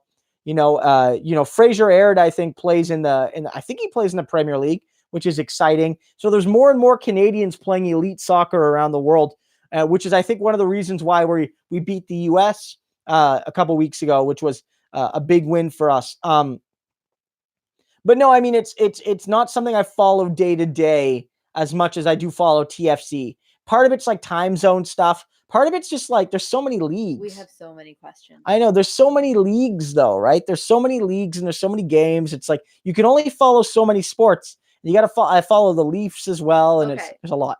Cool Fun 11 says, well, I should start a sports channel. No. Cool Fun 11 says, should the NDP and the Greens do a merger? Now, before the election, your opinion was no. Has anything changed? Yeah, so before the election, I did a video on this where I went over some of the arguments in favor and then ultimately why I didn't agree. I would say as of right now, no, because I feel the Green Party as it exists is too ideologically different. But I mean, could I see a future where it happens? Maybe. Could I see some kind of cooperation between the parties? Maybe. Has the BC Green, BC NDP cooperation been positive? On the whole, yes. Although I'm very disappointed that the Greens, fought, making it easier to unionize and slow down the minimum wage increase. Very disappointed by that, but that's what coalitions are about. Nobody gets what they want fully, right? But you both get more than if the BC Liberals were governing on their own. They would have gotten none of what they wanted. So, I think some kind of cooperation could be good, but a merger I just don't see right now. And it's like, how would the merger happen? I mean, supposedly, and this is selfish of me, if we could just bring all the Green Party people, except for the people that think that jet fuel can't melt steel beams, and except for the people that believe that, homeopathy is real, and except for the people that think that women need permission slips to get essential medical treatments, we can leave those, and the Islamophobes in Quebec, if we can leave all those people out and they just adopted NDP policy, then I'm like, yeah, we can merge. But if the Greens want us to start becoming more eco-capitalist, then I don't want to do it, right? So it's a matter of how the merger would happen, on what terms. Does the NDP get more of a say because we are still the bigger party? All of these questions have to really be answered. And I don't know the answer. And one complication for the NDP is that we're a federated party. So if you merge with us, you kind of have to merge everywhere. So if the federal Greens wanted to merge, what about all the provincial NDPs? Would they agree to it? Would they want to welcome in their respective provincial Green parties? And what about those provincial Green parties? They're not tethered to the decision of their federal party. So the federal Greens want to merge, but would the Saskatchewan Greens want to merge with the NDP? Maybe, but then with the Manitoba Greens, they might not.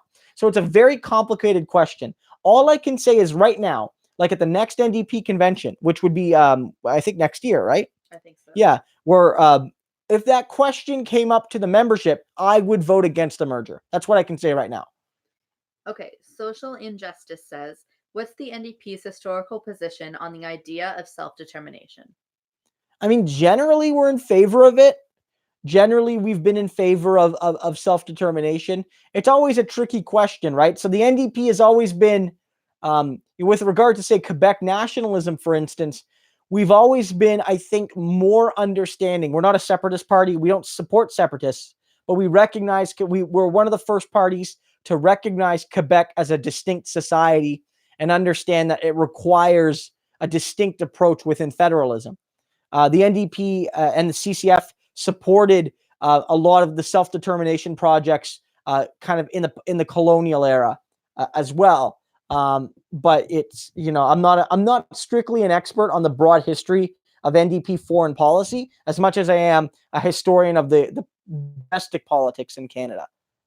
Okay, Jangy Man says, how do you think Toronto can address the extreme surge in homelessness? Is there any legislative push towards limiting real estate speculation to help bring prices to normal? Not really. And the challenge is that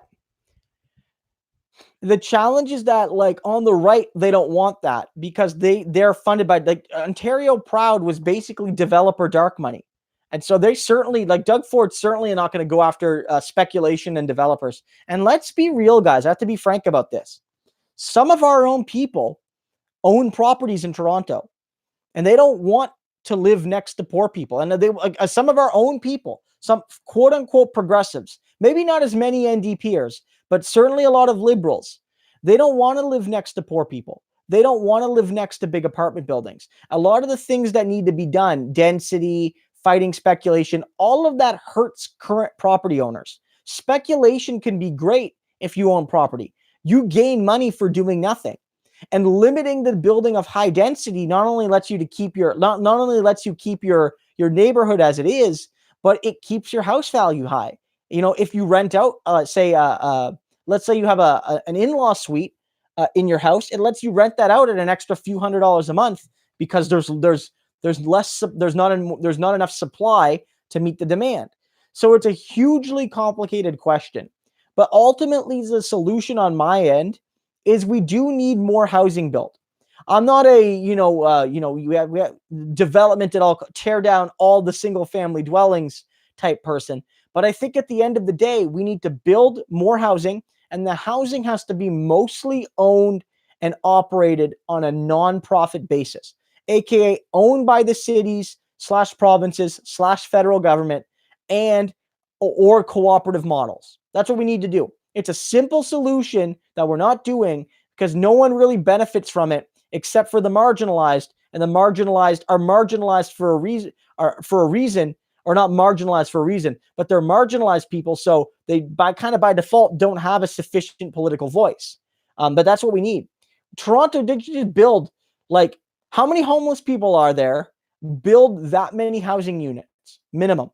Or do what Jeremy Corbyn hinted at doing. Take units from people that are empty and put people in them. Like, I don't know. We got to stop treating housing like it's a bar of gold to be traded. We got to treat it like it's a thing that people need. Lots of talk about electoral reform and whether or not people think. Need some water. Okay, hold on. Do you want me to get you water? I'm gonna go get it. You read out the question because I had a glass of water just right there. I'll be right back. So the mic's all mine and I can do whatever I want? Yes. What? Okay, sorry guys, hold on. Krista's going to be right back. I'm just searching through all of your conversations. Yeah, okay, I'm back. Okay, Rami Ram says, it's important to reach out to amazing, inspirational candidates and tell them to keep fighting because after elections, too often, candidates get forgotten and we need the great ones to stick around. No, you're 100% right. We want those people to run again, right? So many of the people here did such a great job. And this was an election where, like, the strategic voting wave hit a lot of candidates that didn't deserve to be hit by it. And I feel like a lot of them need to give it at least one more go. And even if they don't want to run again, it's like we got to ensure that they stay active in the party and that that they're there for future candidates as mentors and stuff. You're 100% right. You gotta keep those people engaged. And even the MPs that lost, the people that lost their seat this time, right? Like, we need to keep those people engaged. We need to keep them involved. And whether it's in a formal role in the party or whether it's more informal, that's actually a great point. If you were involved in a campaign, reach out to the candidate or somebody you know who worked on that campaign and let them know that let them know that you felt they did a great job. It really will mean something. I reached out to I haven't done as much local volunteering in this election as I normally do because I was doing a lot more central party stuff. But like, I reached out to my candidate and let him know that he did a fantastic job. And I know that meant a lot to him. Okay, Dangle Benders says, should the NDP try making an alliance with Quebec Solidaire despite their more sovereigntist intentions, especially since most of them either vote Bloc or NDP? I mean, in terms of a formal alliance, I don't know if either party would want that because I think it would be a way to attack both parties. The NDP would be attacked as covering up with the separatists, and a lot of Quebecers would say that, like, Quebec Solidaire is not serious about sovereignty if it's making formal alliances with federalist parties. And so I think the model we have now is that there's basically just an unspoken alliance between a lot of the party. So, for instance, it's not a coincidence that Amir Kader, who was the former leader of Quebec Solidaire, his wife ran for the NDP this election in Quebec. She ran a strong campaign, didn't win, but she ran for us in Quebec. It's not a coincidence, I think. I don't think it's a coincidence. Maybe I may that they also use the color orange for their party. It's not a coincidence that they're the most likely party provincially to transfer their votes to the NDP.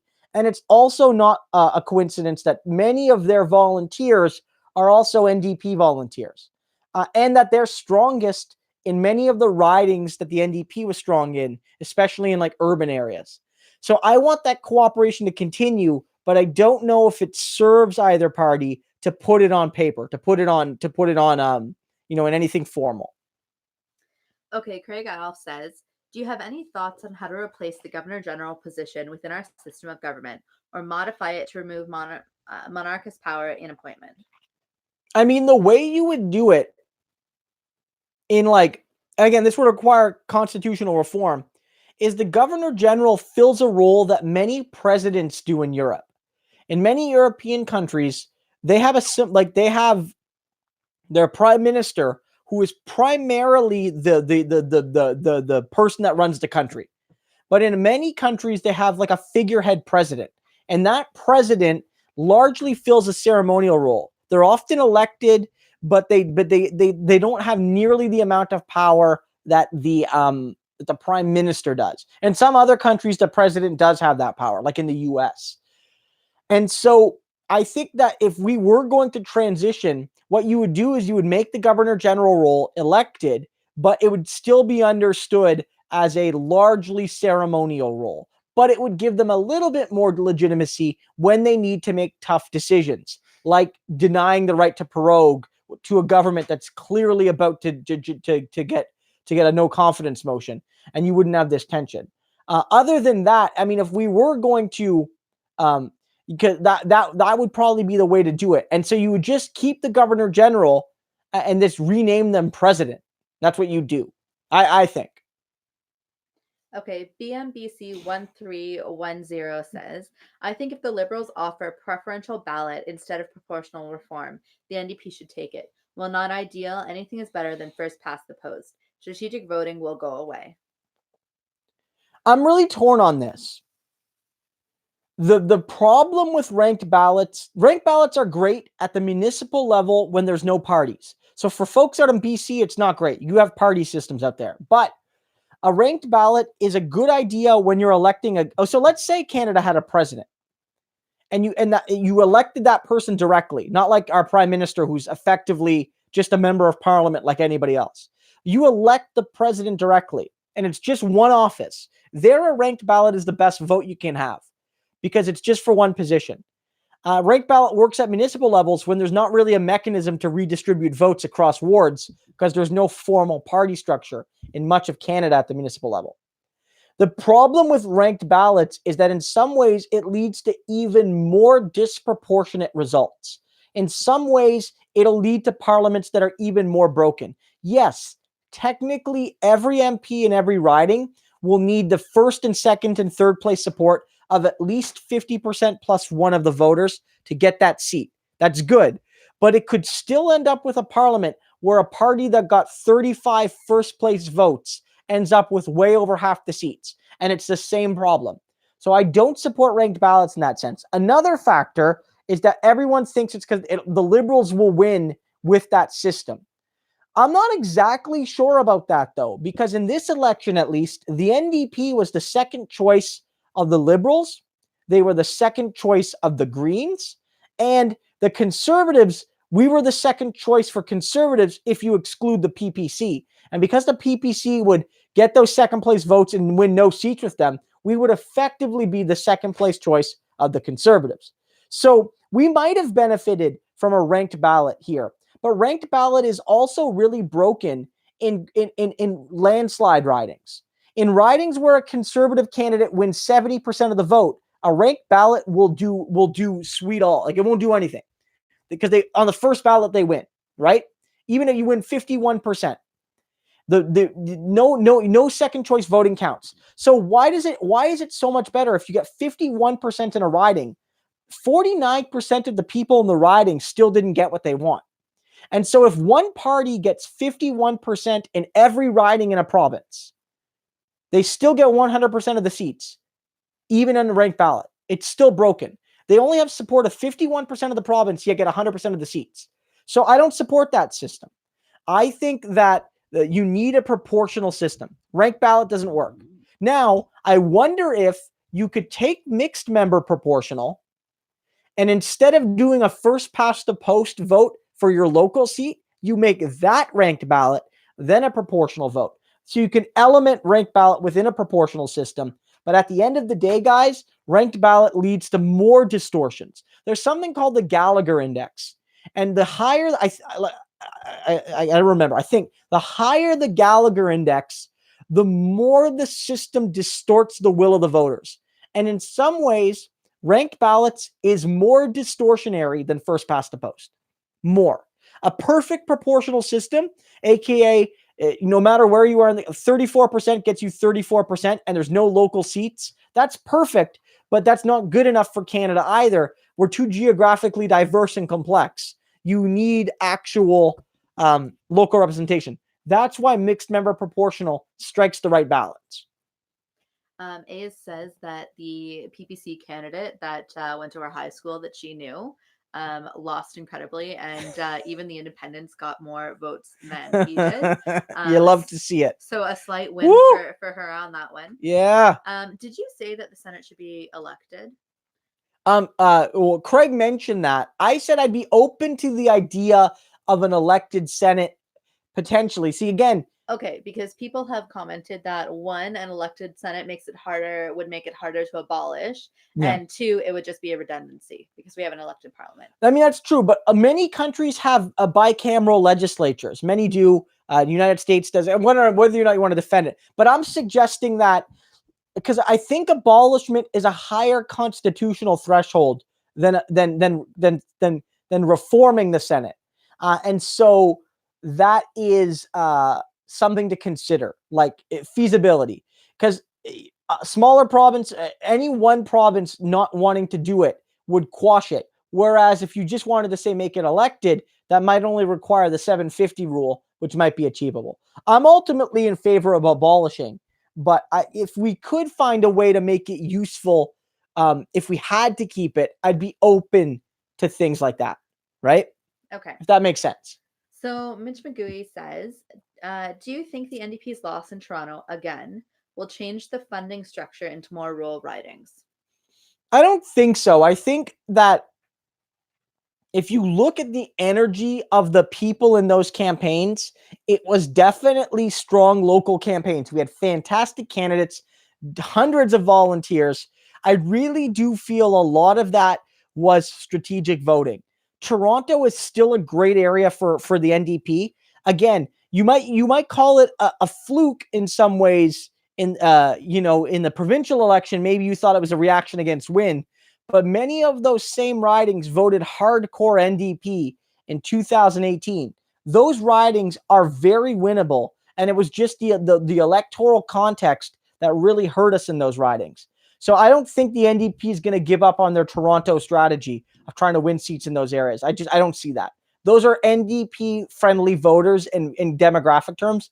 The one challenge I see with Toronto, especially in the downtown areas where we're strong, is that as property values rise, the makeup of those communities becomes more and more bourgeois. It might make it harder to win, depending on But some communities like Parkdale, High Park are still demographically very much our people. Okay, Wyatt B asks, are the Greens closer to the Liberals or the NDP? I would say they're closer to the Liberals. I would say that. Okay, on let's leave aside social because it's more complicated. So starting from the right, you have the PPC. They're the furthest right. Then the Conservatives. Then the Liberals. Then the Greens. Then the Bloc. Then the NDP on economics. And I would say that the gap, the Greens on the quadrant system, where it's like the Greens are on the center right, the Liberals on the center right. The Bloc and the NDP are on the center left on economic issues. That's my route. The Bloc, historically at least, who knows what they're going to be like under this new leader. Sorry, it's okay. I hit the camera. Okay. Are you done? Yeah. Okay. Typical Canadian says, I actually like the way the Conservatives elect their leaders better than the NDP system, placing importance on each riding having a say rather than total votes of the membership. I mean, yeah. So just to clarify to people, the way it works, there's three ways that people elect parties. The Ontario Liberals, for instance, what they do is they have a delegated system. Every riding gets so many delegates, and only those delegates get to vote for their leader. Individual members of the Liberal Party do not get a vote. That system has largely disappeared at the federal level. And so there's two broad methods at the federal level. The NDP and the Liberals use a very simple one member, one vote. I'm just going to adjust that a little bit. We use a one member, one vote system where if you are a member of the party by a certain deadline, you get to vote and pick the leader. That's what happened in their last couple leadership elections with when we selected Mulcair and then when we selected Singh. Or you could do what the Conservatives do, which is that every member gets a vote. Every single member gets a vote, but your votes only count within your riding. So if your riding has 10,000 members, your vote is given 1/10,000th of a weight. Whereas if your riding has 100 members, your vote is given 1/100th of a weight. And so that no riding is worth more than any other. The argument from the Conservatives, at least, is that this allows every riding, even ridings where the Conservatives aren't very strong, to have a say and doesn't allow, say, 5,000 people in Calgary to, or 10,000 people in Calgary and 20,000 people in the West generally to select the leader. Hypothetically, I don't know which system's better. I think their system is intriguing. One of the issues with the NDP system, of course, is that a lot of our membership is clustered in Toronto, in Vancouver, and in a couple other places. And that means that those cities effectively pick the leader in a one member, one vote system. I mean, I don't know. It's an interesting question. Okay, Joshua Hunt says, I could have misread this, but I thought I saw someone defending first to pass the post because it, quote, keeps out fringe parties like the PPC, unquote. Is this a talking point we will have to argue in the future? Okay, so Justin Trudeau made this argument. Justin Trudeau, when he abandoned electoral reform, one of the arguments he made against it was that it would elect dangerous extremists like Kelly Leach, who wanted to impose a value system on immigrants. And then Justin Trudeau went ahead and proposed a value system on immigrants. He said Quebec would be right to do it. And so I think that this is largely a disingenuous argument from Liberals, because what they'll do is they'll say, when they fight against proportional representation, that it allows extremists to win. But then once we get to an election, they'll say that the Conservative Party is right-wing extremists, and the first past the post will let them win. So yes, technically, hypothetically, it will allow some extremist parties to have more of a chance of getting elected. But there are a few mechanisms you can use to dilute that. One are mandatory minimum thresholds. So for instance, in a parliament of 300 people, let's just keep, again, I know it's a little bit more than that, but the math is easier. In a parliament of 300 people, without a threshold, to get a seat, you would need to get 0.33% of the vote, right? Like that's what you would need to get. Now, of course, we distribute our seats within provinces, but let's just say one federal election, no provinces, 0.333% of the vote will get you one seat. So 1% would get you 3 seats. So you could say, okay, a fringe party gets 0.2%, they get 2 seats. But what you can do is set a minimum 5% threshold, meaning that if the party can't get 5%, it doesn't get any seats. It doesn't get any seats at all. And then the distribution of the seats happens within all of those parties that ended up hitting the threshold. So it might be argued that you'd have some extremist parties, but parties that couldn't hit 5% wouldn't get representation. And guys, I have to say, if you can get 6, 7, 8% of the vote, whether we like it or not, maybe you're not that extreme, and maybe you deserve representation in parliament. Okay, Travis Trainer says, what do you think of an OTP in social housing, like 5 to 10% of your gross wage? OTP, I'm not sure. Okay. So Travis, if you could, I mean, if you're saying like that, it would be like housing prices would be capped based on your. I mean, I agree on that. One of the problems with the affordable definition in housing, at least here in Ontario, is that it's not at all affordable. It's like, housing should be like, there's a rule, like housing should not cost more than a certain percentage of your entire take-home pay, and affordable housing should be set to whatever that would be on minimum wage or even lower. That's my understanding. Affordable housing in Kingston sometimes is more expensive than the mortgage Brianna and I have for our house. That's not affordable, right? Like if you need, you know what I mean? Like that's not affordable to me. Affordable to me is like $400 a month or something. I don't know what it would be. I'm not, I don't live with the experiences of poor people, but to me, it's like, if you could afford a mortgage on it, you're not actually giving somebody affordable housing. Okay. Travis Trainer also says, who are the top 3 prime ministers? And it's not in terms of even necessarily who I felt were like the greatest prime ministers, or even who I thought were good people, or even who I thought were not monsters, but who actually achieved a lot as prime minister. I guess I could give you the big 4. King, Trudeau, not this one, the father, Laurier, and Macdonald. Those are the big 4 prime ministers.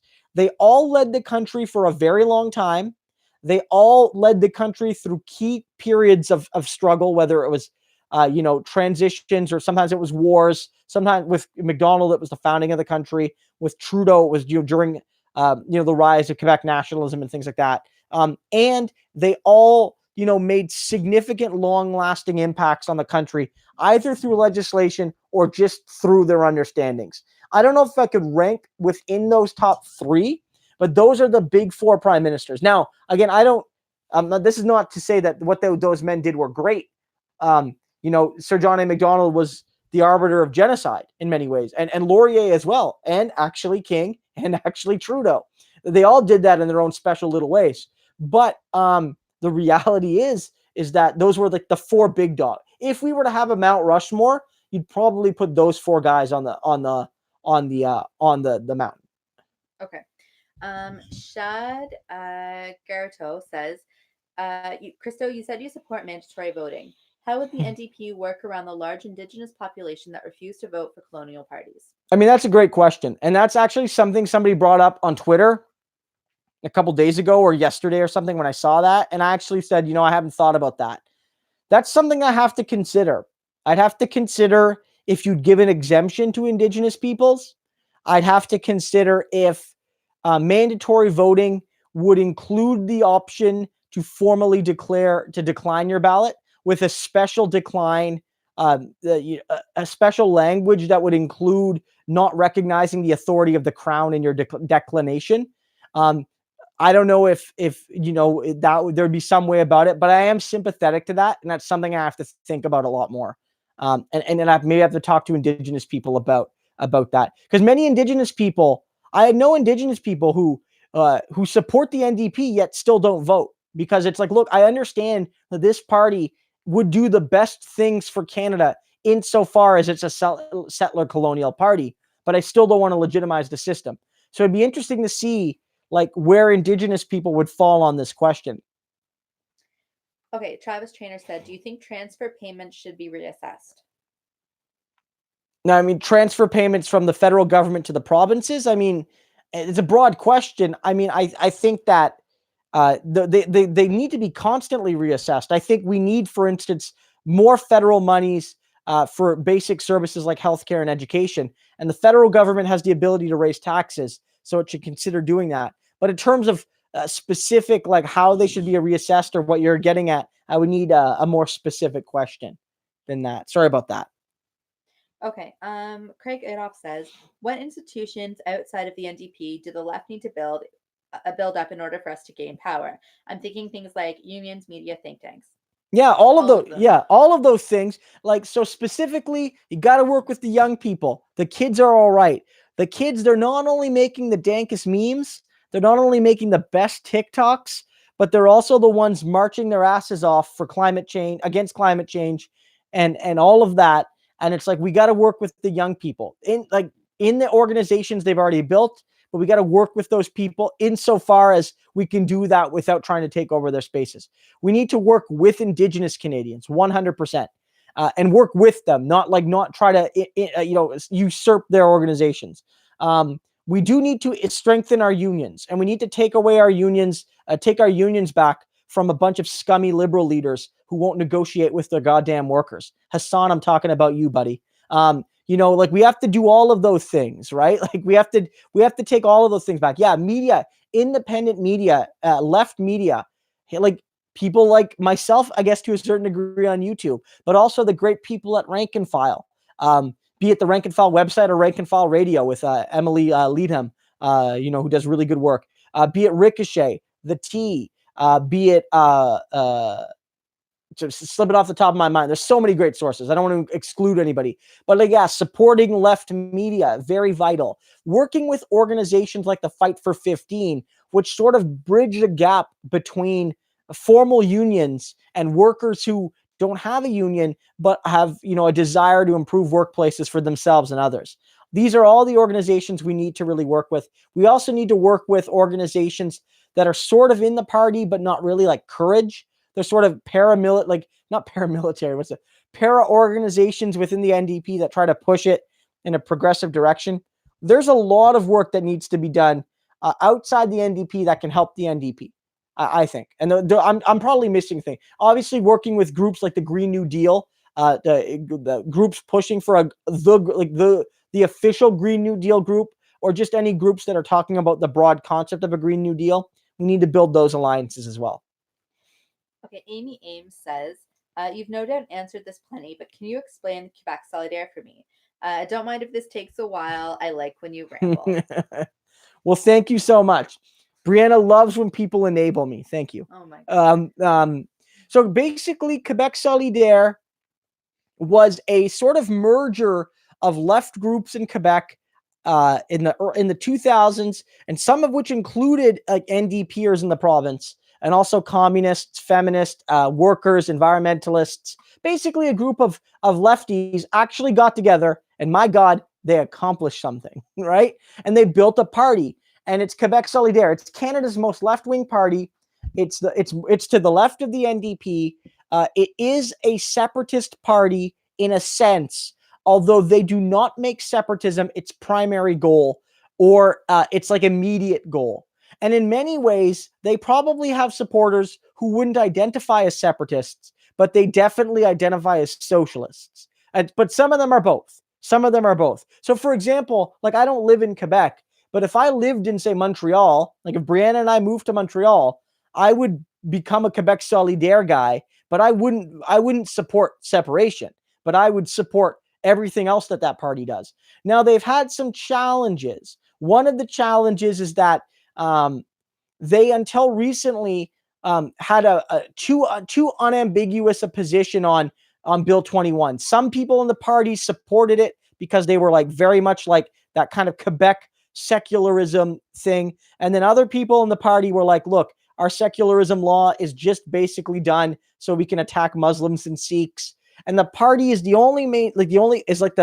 party in Quebec that I feel has taken the best stand on those issues. So I'd say that it's really the party of the left in Quebec right now, and it deserves the support and enthusiasm from English Canada insofar as we can do that. Again, I don't think a formal NDP alliance with Quebec Solidaire will happen because it's not advantageous to either side to be paired with one another, but we need to keep building those on the ground alliances because that party is special, and they had a pretty good election in the last Quebec election. They won more seats than they ever have. They elected a bunch of MPs or members of the National Assembly, and a lot of them were young and like bold people. So it's going to be exciting to see them grow further. Okay, Rami Ram asks, can you shout out your favorite leftist candidates that lost? Yoon and Taylor in Toronto, Yvonne. Oh yeah, I mean all those folks. Sven Robinson, man, that was a tough one. He came relatively close. Sven Robinson losing was a tough one for me. I love Sven. As a historian especially, it's like, you know, Sven is like, you read through the history of the NDP in the 80s, and like Sven is a historical figure, but then he's still around doing cool stuff. It was hard to see him lose. It was, yeah, all those downtown Toronto candidates, hard to see them go down. It was hard to see Christine Saulnier losing Halifax. That was one that was rough, especially because Unifor goddamn endorsed a Liberal and an NDP Liberal swing riding. I'm never going to forgive that traitor of a union for that. Sorry if there's any Unifor people here, but like, tell them to get it together and get back in the House of Labor and stop backing Liberals. I mean, our candidate here in Kingston, I would classify as a left-leaning guy. I wanted to see him win, but he didn't win. Although we finished the best result in the history of the CCF NDP federally happened in Kingston this election. 24% of the vote and a second place finish. That was the best result in our party's history here in Kingston federally. So we were happy, but of course disappointed at the same time. Angela McEwen losing. She's an economist. Used to work at the CLC, but she's an economist with CUPE. I really like her a lot. Sad to see her lose in Ottawa. Who else? There's so many great people. I mean, I could go on and on. I wanted Rudy Turtle, the Grassy Narrows chief, to win up north, and it looked like he was going to win for a while on election night, but ended up losing. It was an actual three-way race. Disappointing, but you know, it is what it is. There's a lot of great candidates. I don't want to exclude anybody, but there was a lot of good people that should have won but didn't. Okay, Andrei Borisenko says, how is it that Malker managed to win NDP leadership in the first place? A whole bunch of factors. One, the race was divided. It wasn't the first ballot win like Singh had. Like 7 or 8 people were running because it was like Mulcair, Top, Cullen, Ashton, Nash. Jeez, who else ran? There's even like another guy, not Jagmeet Singh, another Singh. I think there's a whole bunch of people that ran. I can't even remember them all, guys. Like, Paul Dewar ran, I believe. Did Paul Dewar run? A lot of people ran. Don't look at me. I don't know. And so the vote was divided. And I think what ended up happening is that when Jack died, there was a sense that they needed to pick someone that got Quebec. And that all of the Quebec MPs were new. All of them were new, except Tom. Because if you remember, Tom won, I believe, a by-election in 2008. And then he became, obviously, at that point, a huge name in the party. Because he was the Quebec guy. In a province we sucked at, like, forever. And then when Jack won that election, the Quebec people loved Jack. And so but when he died, it was like, who is going to be able to keep Quebec happy? And people thought Mulcair was that guy.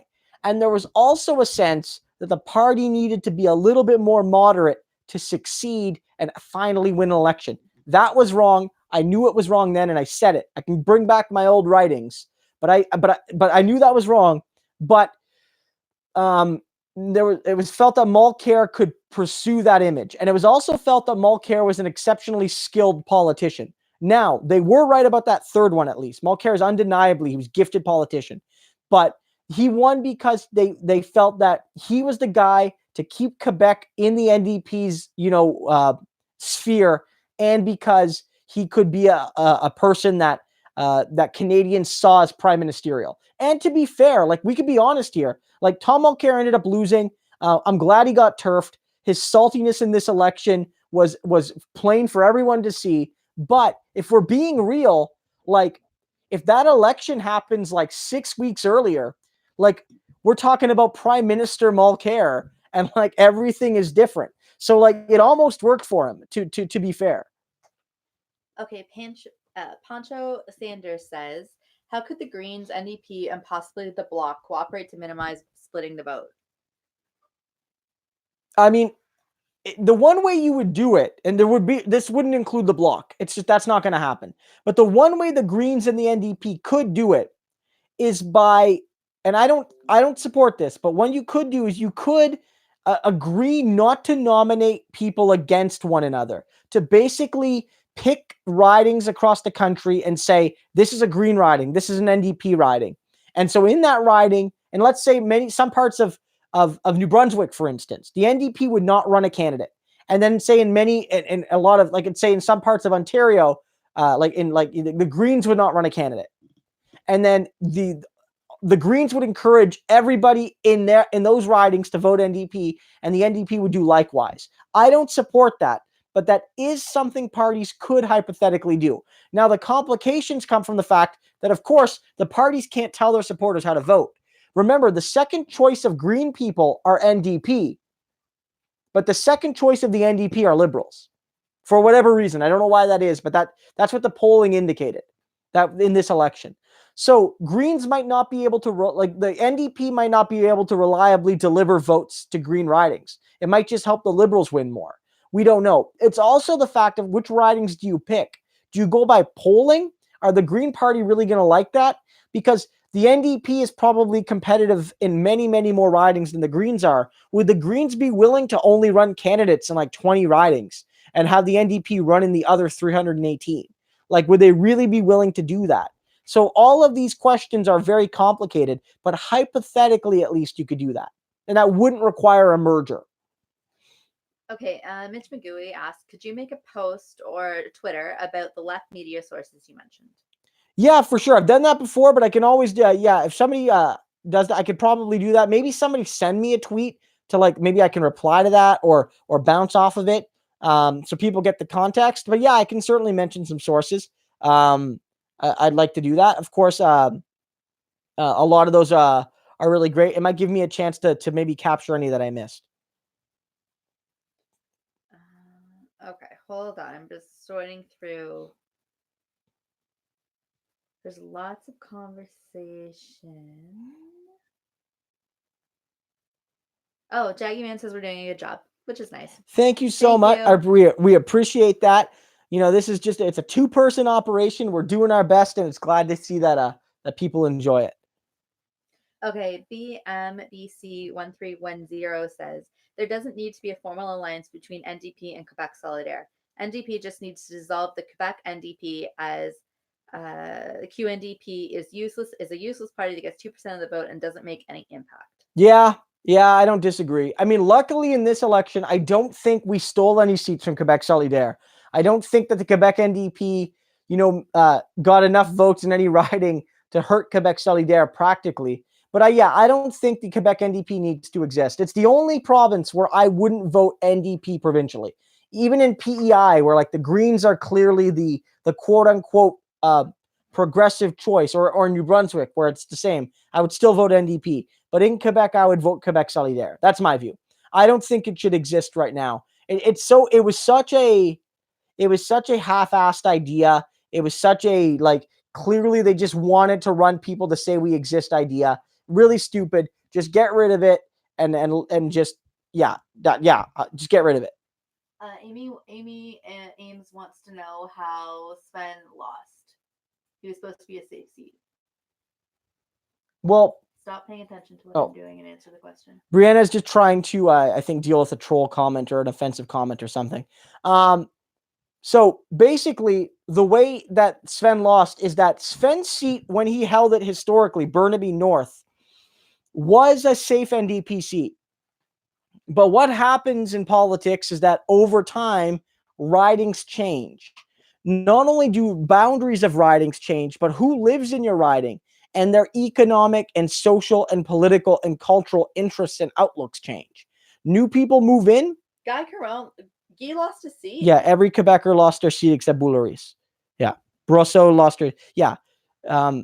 So basically what happened is Sven's seat changed. The boundaries changed, and it became a little bit more suburban and a little less urban.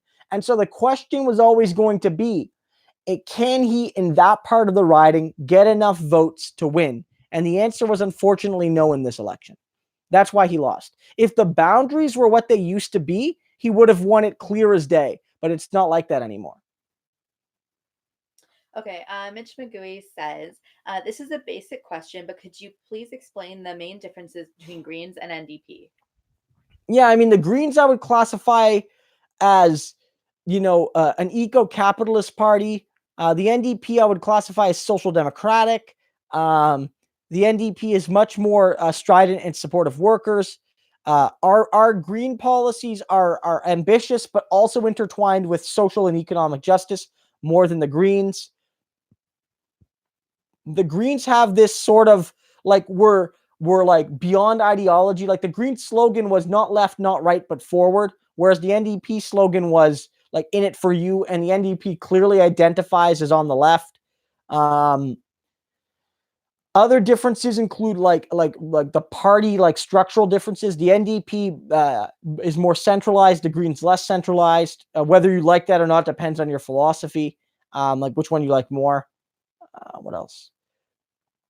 The Greens support sort of like neoliberal social reforms. Like they support a basic income, but like a neoliberal version, whereas the NDP supports more broad social programs.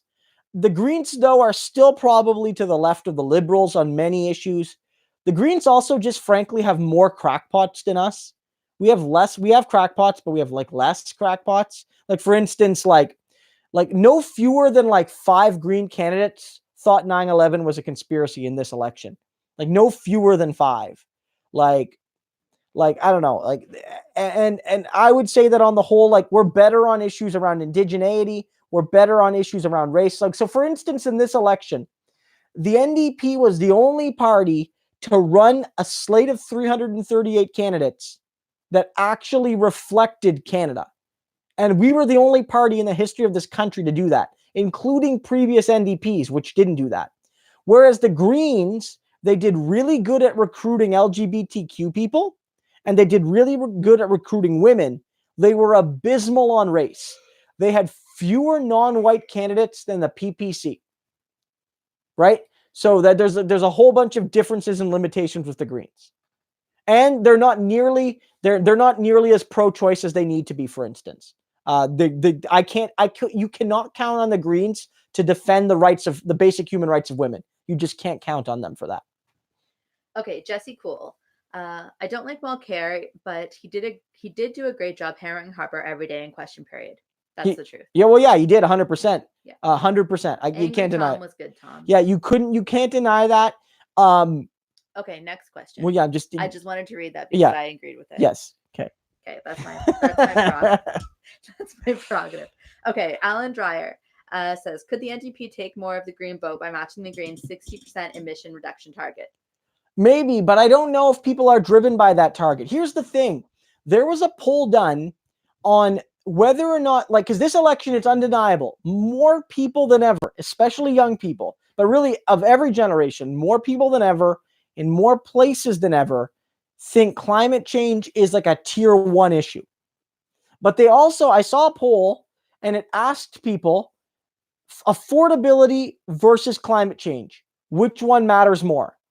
And guys, a majority of Green members, a majority of people who vote Green still think affordability is more important than Green policy. And that's the Green Party's voters. So honestly, like the arcane discussions about 60% or whatever, I don't know if that's going to flip anybody. I thought Jagmeet was pretty clear. Elizabeth May said that the goal was 1.5 to stay alive. You got to stay, global temperature increases cannot rise more than 1.5. And that the NDP's plan, regardless of what the emission amounts were, the NDP, Jagmeet said our plan was to meet that 1.5. Now, whether or not you think that's possible with our emissions target is another debate.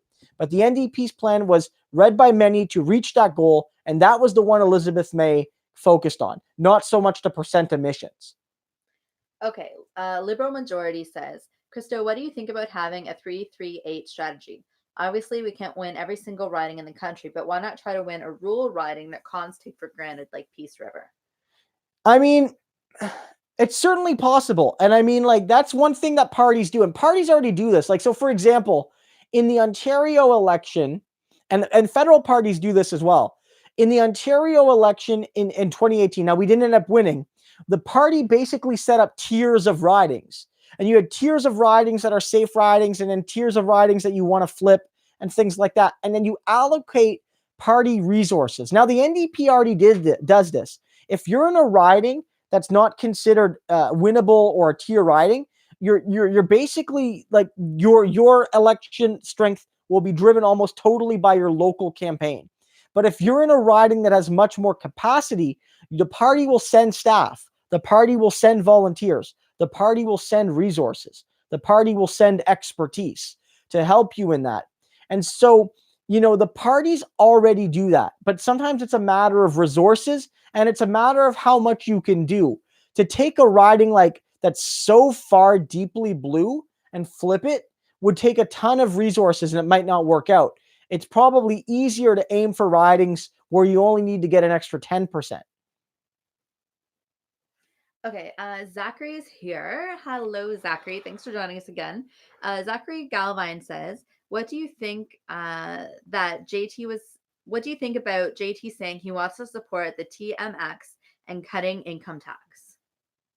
I mean, I noted this earlier where I basically said it's interesting because those are both Andrew Scheer policies. Andrew Scheer and Trudeau both wanted to build that pipeline, and they both wanted to give a universal tax cut. Now, the Liberals' tax cut is slightly less regressive than the Conservative one. For example, the Liberals' tax cut doesn't benefit the very wealthiest, but it benefits upper middle income people way more than poor people. So both the Liberals and the Conservatives ran on a regressive tax cut that would cost billions of dollars, and they both ran on a pipeline. And so Trudeau is just doing what we all expected him to do, which was to implement a conservative style set of promises as his number one priority. So none of that's a surprise. And actually, he said this during the debates. They were asked, like, what would be your first priority? And Trudeau did say in one of those debates, at least, I forget which one, that his first priority would be to pass what he called a middle class tax cut. And he's going to do that. That actually is Trudeau, guys. Surprise, keeping a promise. Okay, Comrade Internet says, what's going on with the National Film Board? I don't know what's going on with the National Film Board. Okay, Comrade, define your question a little bit, and I don't know. We'll try to answer. I mean, I'm not. Yeah, I'm interested. I don't know what's happening there. Yeah, they're probably getting shut down. I mean, I don't know. Yeah. Okay. Next question. Krista, stop yawning into the camera. Sorry, guys. You know why he's tired, everybody? Because he's stayed up to play video games. No, that is a distortion of the truth. That is exactly That is a distortion of the truth. In fact, I texted him to come to bed, and he didn't read it for 40 minutes. Bob Bobain wants to know where you got all your books. Mostly, I got most of them. Just you buy some books. I get a lot of my books when I do book reviews. When you do book reviews in academia, you don't get paid for them because you don't get paid for anything in academia, especially if you're not a tenure track professor. But one of the things you do get is you get a copy of the book. So they'll send you a copy of the book. They'll ask you to write like an 800 to 1,200 word review, and then it gets published in the back of an academic journal no one reads. And then you get a copy of the book. So a lot of them are like that. And I also have my own book here. I have some books that I had since grad school. Some of these are Brianna's books as well over here. So it's just a mishmash of getting books from different places.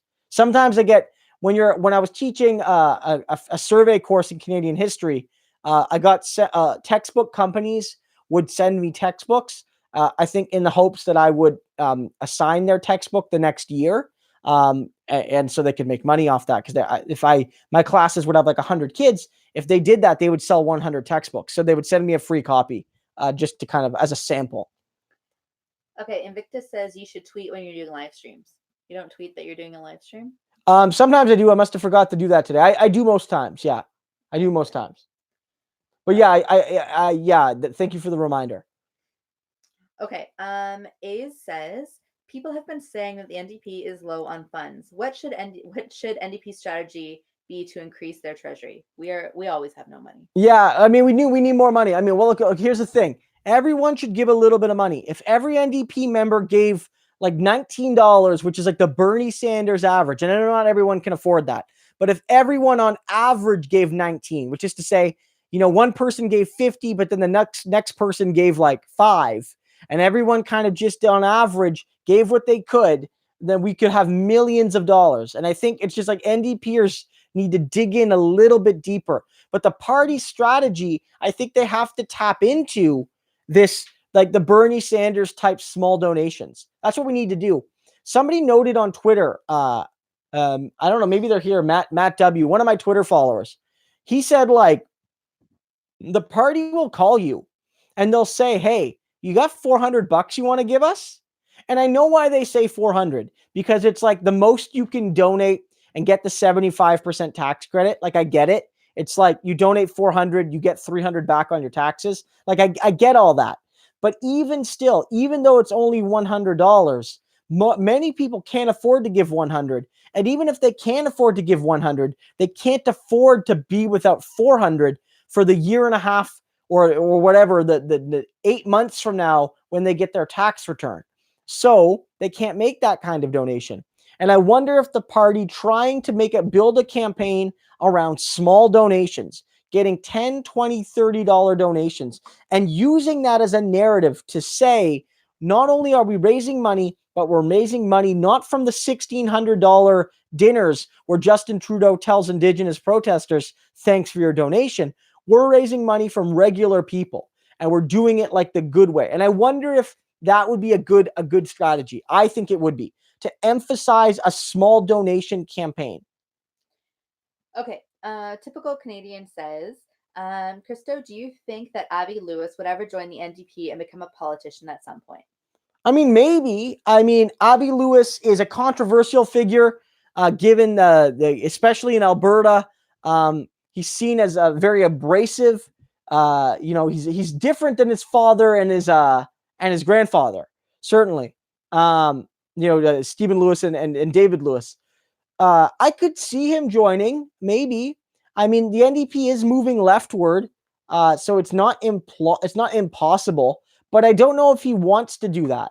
I think I don't know if that's where he sees himself. But I mean, it could happen. I'm not saying it's more likely now under Jagmeet than it was under Tom, certainly. Okay, A says, do we have any large-scale political organizations in Canada alternative to the DSA? What's the DSA? Democratic Socialist of America. I mean, like in Canada, I know I've argued with people. The NDP is the DSA. Like, we are the DSA. It's just that's my view. Like, we are the Democratic Socialist Party of this country. Even though we're not Democratic Socialists, we're more Social Democrats. Although I am a Democratic Socialist, and many NDPers are. But let's be real, guys, for a second. The DSA isn't Democratic Socialist either. They're mostly Social Democrats as well, just like Bernie. Like, Bernie's a social democrat. He might not identify as such, but he is, right? And I mean, I love Bernie, like 100%. But here's the thing: like, there are organizations outside the NDP. There's Courage. There's the NDP Socialist Caucus. Whether or not we like the Socialist Caucus people or not, they exist. They are a thing. There are these sort of group. They exist to yell at you. Well, look, they exist, right? And so there are all sorts of groups like this. There's also Fight Back. There are many groups that exist of various, left tendencies that exist to put pressure on unions and political parties to move in a left direction. But the DSA, exist, as I understand them, plays that role. But then they also play a role of trying to organize to run candidates within the Democratic Party, like Lee Carter and like others, to try to change the Democratic Party. But in Canada, of course, we already have an established, Social Democratic Party. So the need for the DSA, like as it exists in the US, isn't quite the same.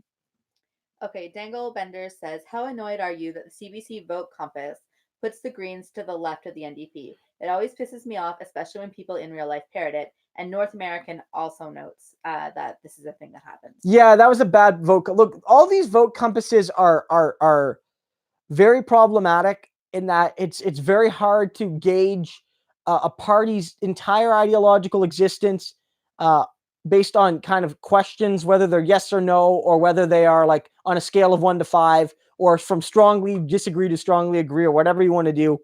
It's very hard to plot a party.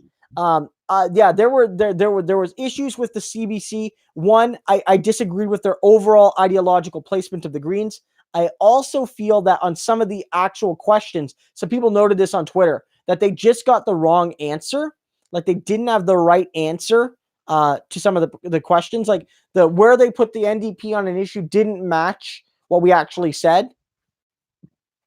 In terms of a vote compass that I feel is better, just go to like votecompass.com or .org or whatever it is. And they offer what I think is a much better vote compass, which has the Conservatives, Liberals, Greens, and PPC all on the right wing, and has the NDP and the Bloc on the left wing. That is the most accurate portrayal. The NDP is just barely on the left wing, as is the Bloc, showing that in many ways Canadian politics skews to the right. Okay, Pancho Sanders says, does anyone in Canadian politics discuss what can be done to save our best allies, the Kurds from Trump's betrayal, and Putin and Assad's sorry, I left one out there. I have no idea how to say that. And Putin and Assad's totalitarian rule. I don't know what our position is right now.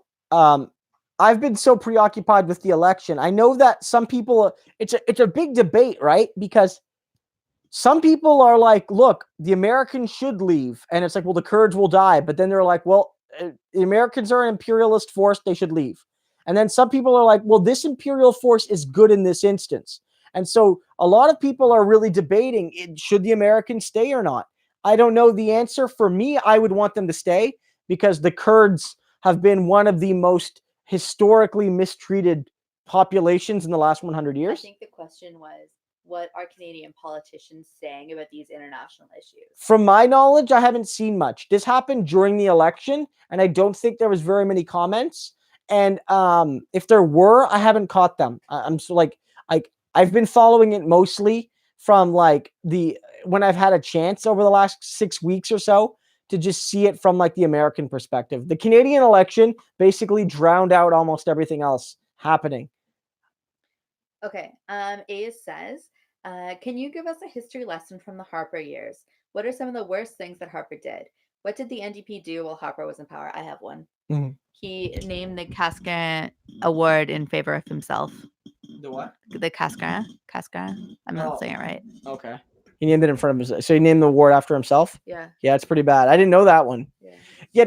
Harper did a whole bunch of bad stuff, but I want to make it clear that Harper was probably not nearly as bad as Jean Chrétien. I will stand by that on many issues. And so, like, Harper's cuts, nothing like Chrétien's cuts. The single worst thing Harper did. Canceled the census. Canceled the census was a bad thing. He also defunded international aid to women based on abortion. Yeah, there's a bunch of bad stuff. The niqab ban that he tried to do with the citizenship thing, the barbaric practices hotline, removing the Winnipeg General Strike exhibit from the National Museum was one of the things that they considered doing. But the worst thing he did, guys, is cutting the GST. That's the worst thing he did. The amount of damage that did to the public coffers is immense. By cutting the GST from 7 to 6 to 5, he did billions of dollars of damage, and that money could have been used to do so much good stuff, or even just for us to not have debt. That was the worst thing Harper did. Called into question the legitimacies of coalition governments. Yeah. Harper did a whole bunch of bad stuff, guys. That was one of them. Also, the TFSA, like, I don't know, maybe you guys use TFSAs. The TFSA, though, is terrible for the country's financial health. It's terrible, and it's an inequitable system. Harper did those were the worst things Harper did, guys. Like, we could talk about, he attacked unions, he attacked women, he attacked workers, but some of those things were rolled back. His attacks on the public coffers were not. And we still feel the consequences of that to this day. Justin Trudeau and Jagmeet Singh had to fend off Scheer was lying when he said the NDP would raise the GST, the Liberals would raise the GST. And we had to say, no, we won't do that. We know that's unpopular to do. But guys, if I'm being 100% honest with you, the country would be much better off with a 7% GST. It really would be. Adam B says $13 billion lost in revenue due to cutting the GST. Yep. Yeah. Like, that pays for, like in a couple. That paid for dental care. Yeah, it would pay for dental care 5 times over under Singh's plan. And it would pay for pharmacare, or mostly it would pay for pharmacare. Like, it's an incredible amount of money we lost. Okay, Zachary Galvine says, does it make you worried that Greens saw an increase in support from 2015 in all areas of the country? Do you think that support will collapse the next cycle? I mean, yeah, the Greens had a better election than they've had in a while, but their numbers this time were lower than in 2008 nationwide. So they've made some gains. They made gains in New Brunswick, which the NDP doesn't really have a shot in places like Fredericton. So, I mean, in terms of have the Greens started to eclipse the NDP, I would say this election is a rebuke of that theory. A couple reasons. One, the Greens did gain some votes. But like, it's because they had almost none in the last election. They went fully in on a try to elect Elizabeth May strategy again, and they lost a lot of federal support. And in the part of the country where the Greens were supposed to storm the NDP, they failed miserably, right? The only gain they made was a Liberal seat. They didn't win over NDP seats in Victoria. They didn't win NDP seats over in southern British Columbia. So I'm not too worried about the Greens. And, I mean, on the one hand, if the Greens get a good leader, a better leader, then maybe they'll see more growth. On the other hand, this is the first time that the Green Party, as it's existed as a real party, is going to be changing its leader if Elizabeth May does leave. This could be a make or break moment, and it could break the Green Party if they don't pick the right person. Okay. Zachary Dorian says, where could the NDP be more left on policies? Just do like 2. Yeah, like a lot of places. I think we should be more strident in calling for public ownership of key industry. We need a public telecom company. We don't just need to have a national pharmacare program. We need a national corporation to make generic drugs not for profit. Like, there's lots of things we could do. We should have, for instance, in this election, maybe said we're not just going to end student loan interest. We're going to end student loans, period. There's lots more places we could be left, I think. But I think on the whole, Jagmeet Singh offered a platform that most Canadians could accept. I don't know if Canadians are as left as I am, or as left as many in the NDP want us to be. Like the NDP, like, so Singh, like, he had a wealth tax. A lot of people said, why only 1%? Why not 10%? It's like, well, because people probably wouldn't accept that. They probably wouldn't. When people are polled on a wealth tax, at most they've only ever been polled successfully at like 1 or 2%. So it's like we got to go where people are too. Okay, TMST says Elizabeth May said she was disappointed in Jagmeet Singh and thought they had a good relationship. Can you explain what issue she was referring to? The Greens do not like that we took their words and told Canadians about what they said because it made them look bad, and then the Greens were mad at us for that. So Elizabeth May, for instance, was asked about a woman's right to choose by Vashti Kapelos at the CBC. This just before the, like, in the early days of the election / just before the writ.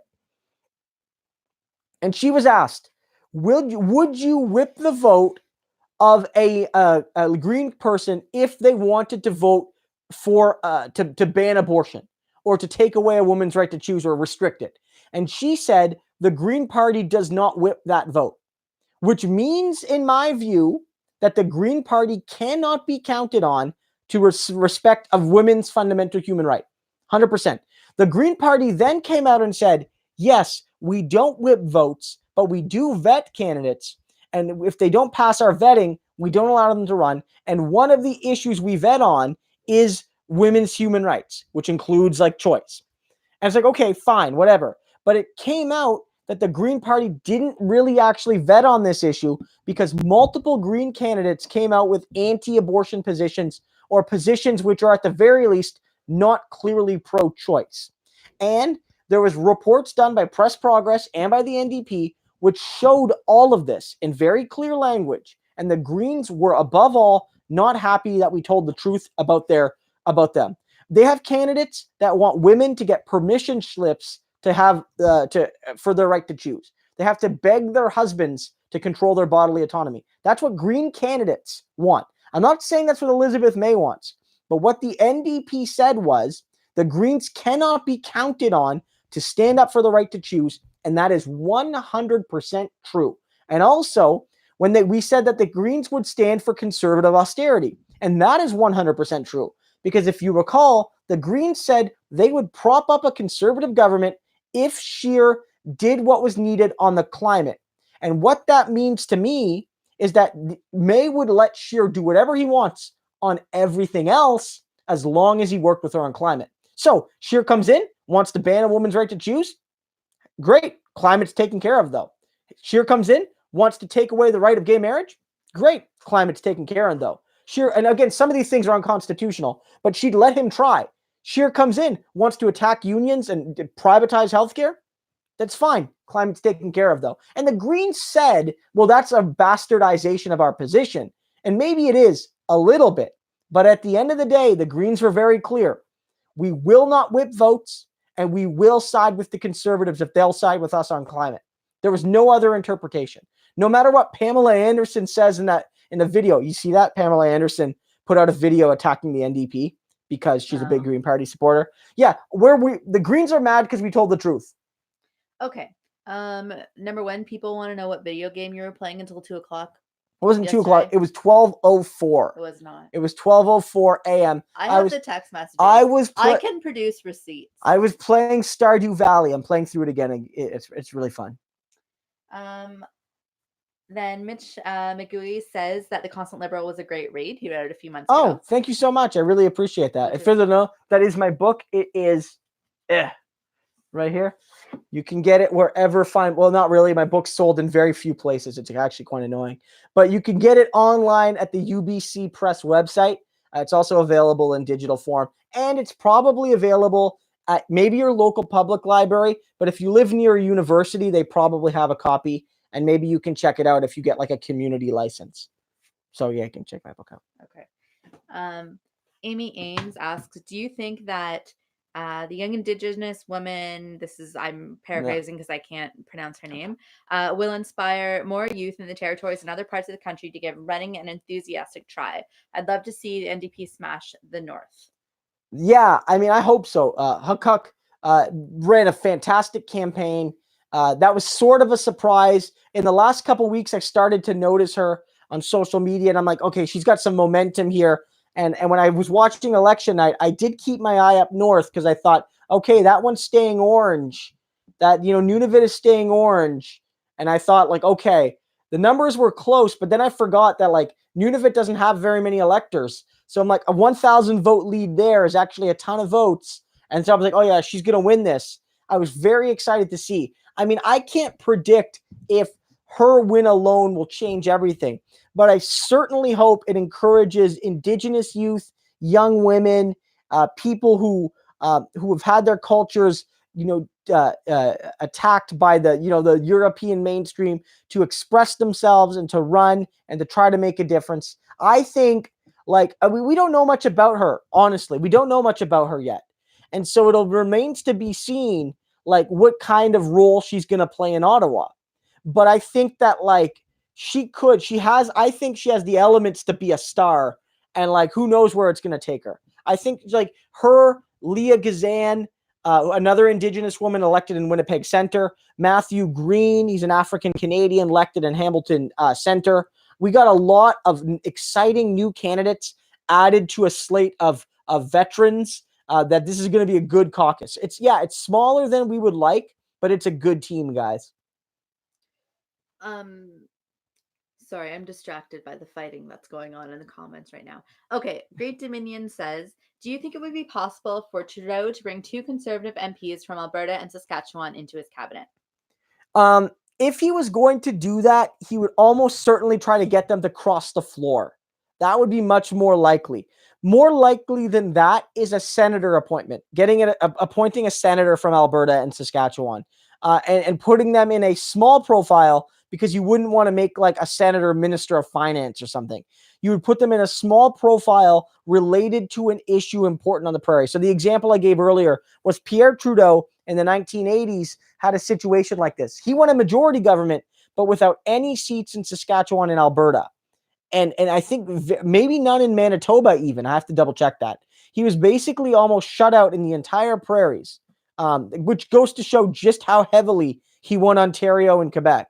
And so what happened was he picked senators to sit in his cabinet and take up roles like being president of the wheat board.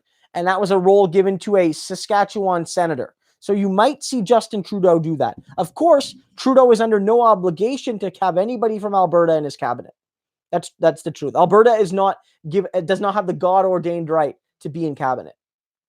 Okay, Zachary Galvine says, I have noticed that a lot of Liberals work backwards from their conclusions in their support of Justin Trudeau.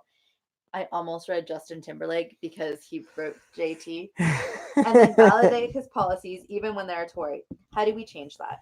I mean, I don't know if you're going to change that fully. I think if they're like deep partisans, you just got to deal with the fact that they're partisans, and you can't convince those people. I think it's about trying to point out like the similarities between Trudeau and Scheer. Like, it's one thing to say Liberal, Tory, same old story. That works with NDPers, but a lot of people just don't buy it. But it's helpful to point out instances where their policies are very similar. It helps to let people know that, like, okay, don't invalidate their strategic voting concern, because whether or not we agree with it, some people do vote strategically. But you'll say, look, you voted strategically, but when you voted strategically, what were you voting against? Because it seems like you're getting a lot of policies that Andrew Scheer might have done anyway. So you have to ask yourself, how strategic is it to vote for Justin Trudeau? And it's like, isn't the strategic vote like one that makes our parliament a more progressive place rather than a more regressive place, or like a center-right place or what have you? That would be one strategy. So it's pointing out these areas where Trudeau sounds a lot like Scheer. And again, you have examples here. His first big thing is a tax cut, which will not benefit lower income people very much, but which will benefit upper middle income people quite a bit. And he's building the pipeline. He's building the pipeline that Andrew Scheer and Jason Kenney and Scott Moe all want. Okay, another question from Zachary. Do you think that we should change campaign finances so that all Canadians are given a $50 tax-free to a party on their tax form, and then for those who don't choose a party, it goes into a pool? Yeah, I mean, I actually did talk about something like that. I like the Quebec idea, which is they do something similar to that. Quebec has a very low maximum donation threshold. It's $50 or $100 or something. I think we should definitely return the per vote subsidy, make so that parties get a couple bucks for every vote they get. It's good for the smaller parties. It also encourages you to win votes even where you might not win seats. Because now it's like an extra vote for the NDP in rural Alberta. Literally, it's good. It's good for the candidate, but there's no material benefit. In a proportional system, that vote helps you get more percents, which could tip you over the next seat threshold. And in a per vote subsidy scenario, that extra vote means a couple extra bucks that the party can use in the next election. So I would return the per vote subsidy. I think it's important. I would also cap donations much lower. Maybe cap personal donations at $400 or $500, maybe even lower. But that would be I think somewhere we could start. So that would eliminate, the very wealthiest people from even being able to donate, $1,500, $1,600 or whatever. But I do like that idea of everybody getting a tax credit to make a donation. If they choose to use it, they can. And if they don't, the money gets distributed. I think that's a good idea. I like it too. Yeah. The pool idea, because then it would just be broken up on a per vote basis. Yeah, if people don't use it, that could go into the per vote subsidy, and it would be distributed at the end of the election to the part. So if you got 33% of the vote, you get 33% of the pool money or something. Yeah, I like those ideas. Our system is good in that you can't just cut a check for $1 million to a political party. There are limits, but I still think that people who are able to give $1,500, $1,600 get a sort of access that the rest of us don't. And even, let's be real, I'm going to be real with you guys. Brianna and I often go to these NDP dinners where you got to pay $100, $200 a plate. We've gone to some of those, and we do it because the party needs money, but it's why should we get this fancy dinner? And it's I don't know. I'm a little uncomfortable with those. So maybe capping donations. Well, and it's only been the last 2 years that we could afford. Yeah, that we could afford consistently to go to those things. Yeah.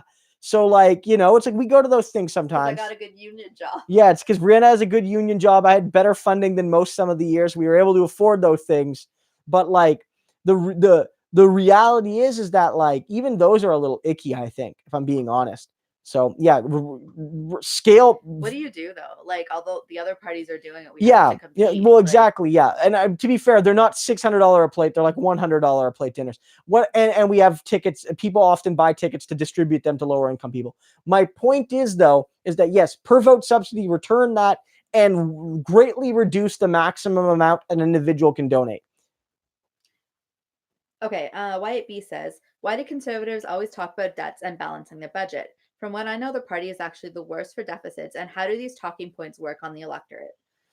Well, I mean, it's a debate about which party is the worst overall historically. Looking at the Ontario election, this recent one in 2018, it was very clear that they did a projection based on what we knew about the platforms. And they said by 2022, which would be one term of government, the NDP would have the smallest deficit, the Liberals the second smallest, and the Conservatives the biggest. Now, none of the parties would be shrinking the deficit. They were all going to increase it. But the argument was that because the NDP was raising taxes while raising spending, they were actually going to have the smallest deficit increase. And that's what this is all about. The Conservatives, and to a certain degree Liberals, get away with this for a couple reasons. One, the Conservatives are seen as the fiscally conservative party, so they're just assumed to be good on it, and they often get a pass from the media and from the public. They just assume they're the best at running the public finances, whether that's factual or not. Another reason is, for whatever reason, our media and the people, and I think this is driven because the media don't do their job here, don't ask about what tax cuts really are, which are deficit increasers. If you spend $6 billion on a social program, or if you spend $6 billion because you've given out a tax cut, the effect is the same. That's $6 billion less dollars in the public coffers, which has to be replaced or added to the deficit, right? And so, for whatever reason, we don't conceive of tax cuts as spending increases, but a tax cut is effectively a spending increase, no different than a new social program. And we just don't do that. And because we don't do that, conservatives can get away with the fact that they might make some cuts, but they always give more away in tax cuts, often to wealthier people, that the deficit never really actually goes down. Okay. So I think we're going to go to 11. Okay. So we've got some more questions. Okay. So why don't you try to be a bit more concise? Yes. We're going to do a bit of a lightning round, guys. I'm going to... Okay. So Zachary Galvine, do you think that Jagmeet's underperformance was because of a mixture of the Bradley effect and strategic voting? A little bit of Bradley effect, maybe, but I don't think so. I think it was probably strategic. Like, some of it's just polling misses. Let's be real. Some of the the pollsters had a wide variance on how the NDP would do, but based on seat count and votes. So if you remember, there was that poll the night before the election that had the NDP at 21. We all got super pumped. But Abacus, a couple hours before that, put the NDP at 16. We finished with 15.9. So there were polls putting the NDP at like 16, 17, and that's where we were. And so you combine that with the distribution of votes not being ideal, and we are where we were. So it's not so much a Bradley effect, but that we were on the lower end of our polling projections. Just what happens. And I mean, I think that's the biggest factor. Okay, this is from A's. She says, how is the TSFA unsustainable for the economic health of Canada? Yeah, so basically, if you put money in the TFSA as a regular saving thing, you save small amounts of money. But some people have used it and have made millions of dollars off stock trades in it, and they don't pay any tax on it at all. And the TFSA, especially as it rises in value, if you add up all the money in all the TFSAs and the deferred taxes on them, it will cost billions. And Joe Oliver, the previous finance minister, just before the Harper government fell, Joe Oliver's the guy, by the way, who said that climate change is good because we'll be able to grow grapes in Canada or something. He was that's that guy.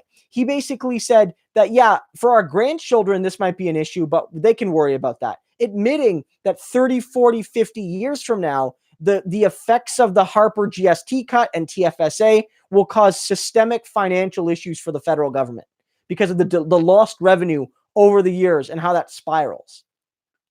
Okay, Olivier Drolet says, do you think that this election's disparity between popular vote and electoral result will lead to more pressure being put on electoral reform? It'll definitely lead to more pressure, but will that pressure lead to anything? I'm not sure. I mean, at the end of the day, the Conservatives, I think, feel like they got screwed by first past the post, but then they also, I think, know that, like, most of the time they tend to do okay with it, so they'll probably keep it. You'll see more and more Canadians make that call. But again, as long as the Liberals and Conservatives want the system we have, they control 2/3 of the parliament. It's going to take something bigger than this to make it happen, unfortunately. Okay, Angela S. and Dorian both said that they felt your comment about no one gets paid for anything in academia. And Angela said, yeah, would you ever consider running for office? I've considered considering it, if that makes any sense. I have considered it. Right now in my life, it's not something I'd like to do. It's not something that I'm in a good position to do. But I mean, I'm not opposed to it. In Kingston, I've never felt the need to run because, one, it's never been the right time. And whenever even I would hypothetically consider it, there's always been at least one candidate better than me where I'm like, yeah, I'll just let that person do it. Why let my ego get in the way of a better candidate? So why waste my time? I just support that guy, or I'll just support that gal and help them.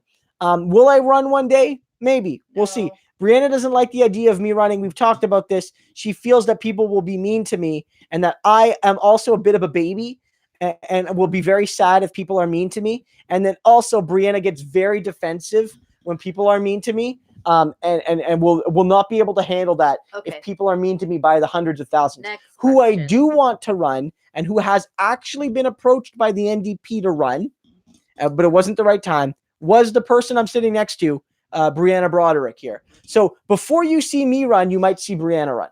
Okay. Zachary Galvine, do you think that the NDP should advocate for a full NHS system? Yeah, 100%. I mean, that's where Singh was going. He wasn't going to get there right away, but don't forget, even Tommy Douglas took 16 years to get from 1944 to the implementation of Medicare. It was gradual. It takes time.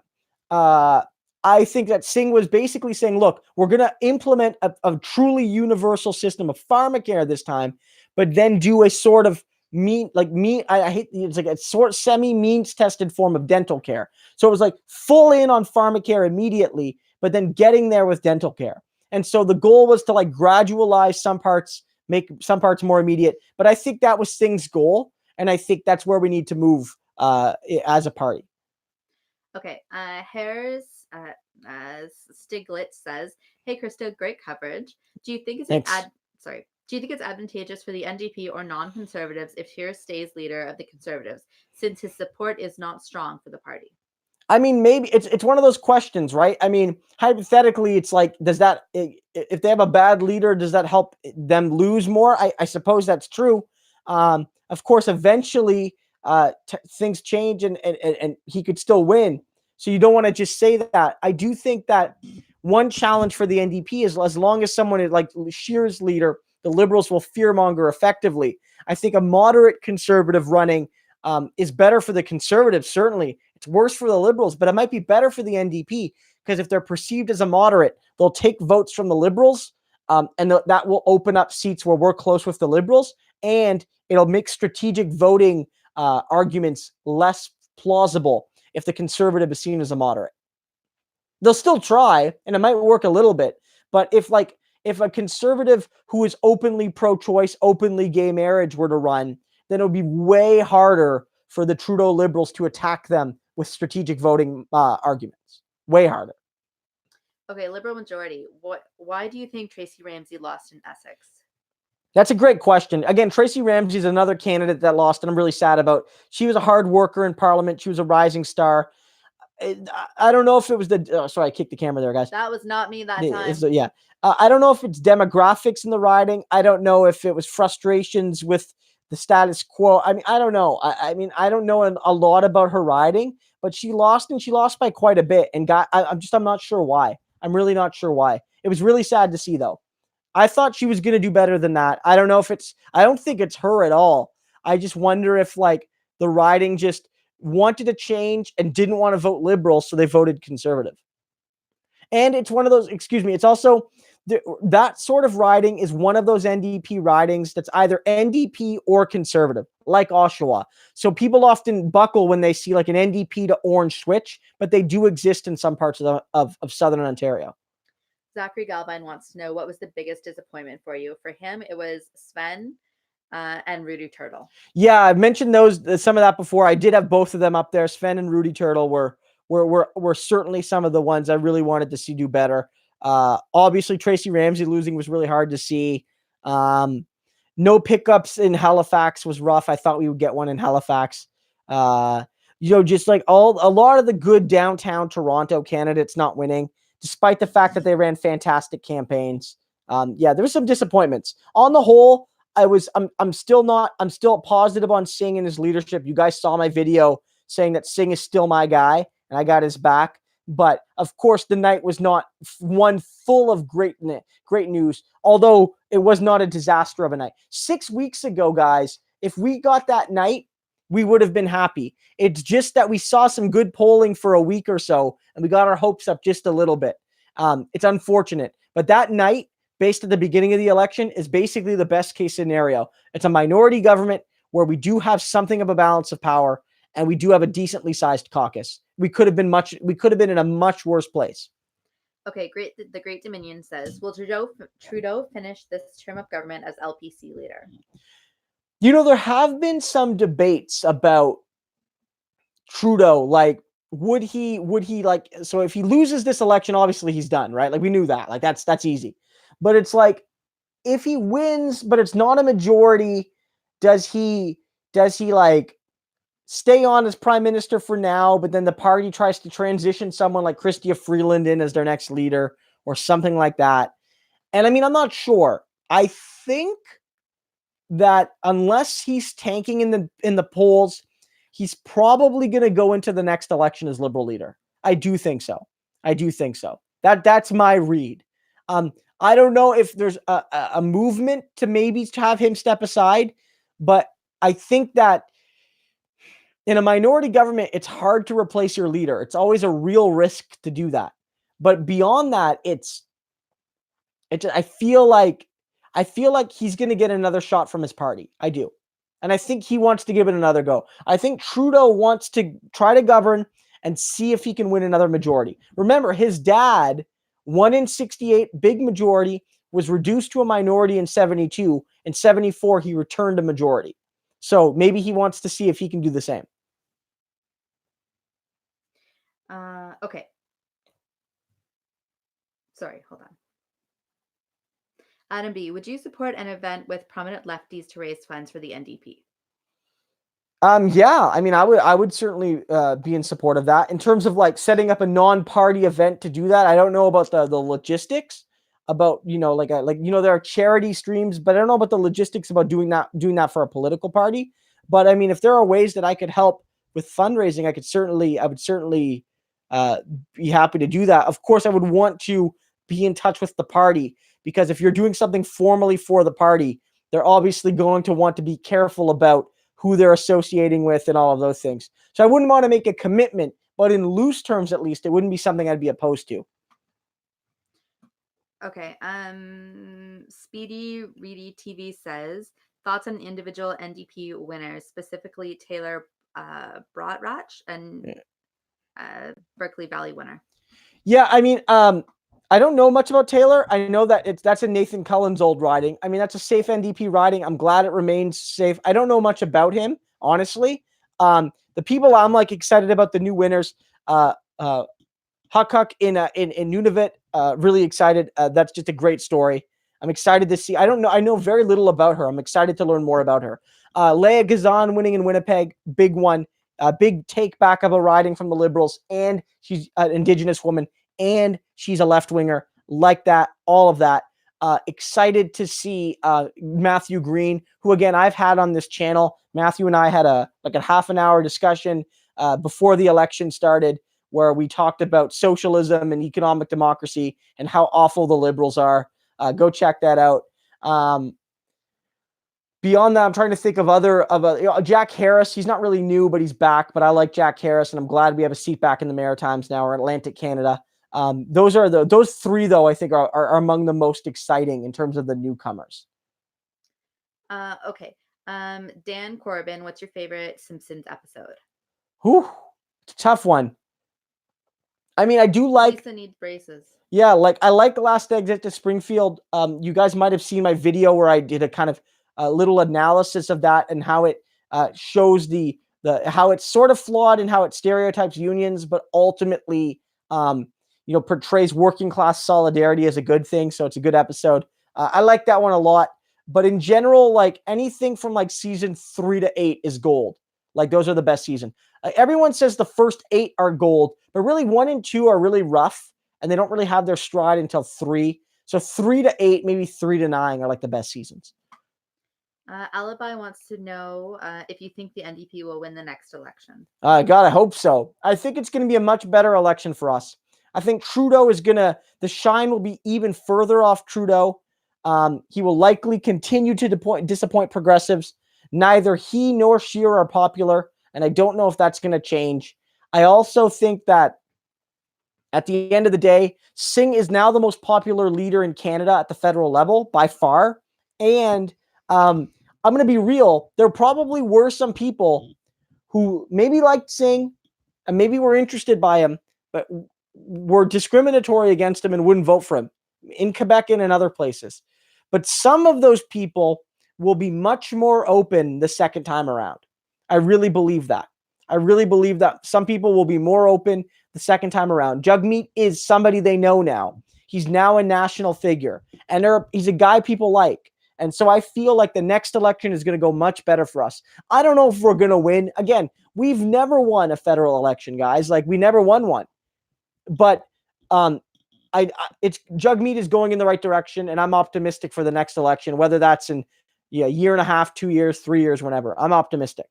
Okay, Packed Mouse says, what are your thoughts on Jagmeet Singh calling for reform and calling the voting system broken? No, he's 100% right. I mean, I don't know if we're going to get electoral reform, but the NDP needs to be seen as the champion of it, because a lot of voters want that system to change. They don't like being held prisoner by the Liberals. They don't like the fact that the party who got 33% of the vote got so close to a majority that it's really scary. They don't like the fact that the Greens, whether you like the Greens or not, that the Greens are unfairly underrepresented in Parliament. They deserve more seats than they have. People don't like any of that. People don't like that if you live in Alberta or Saskatchewan, you basically have all conservative MPs, and that if you live in Toronto, you basically have all Liberal MPs, despite the fact that those cities have Conservatives and Greens and Liberals, and they have a bit of all of Canada in those areas, and it doesn't represent them. And so they feel like they're being represented by people who don't get them. It's like all of those things make people want a different system.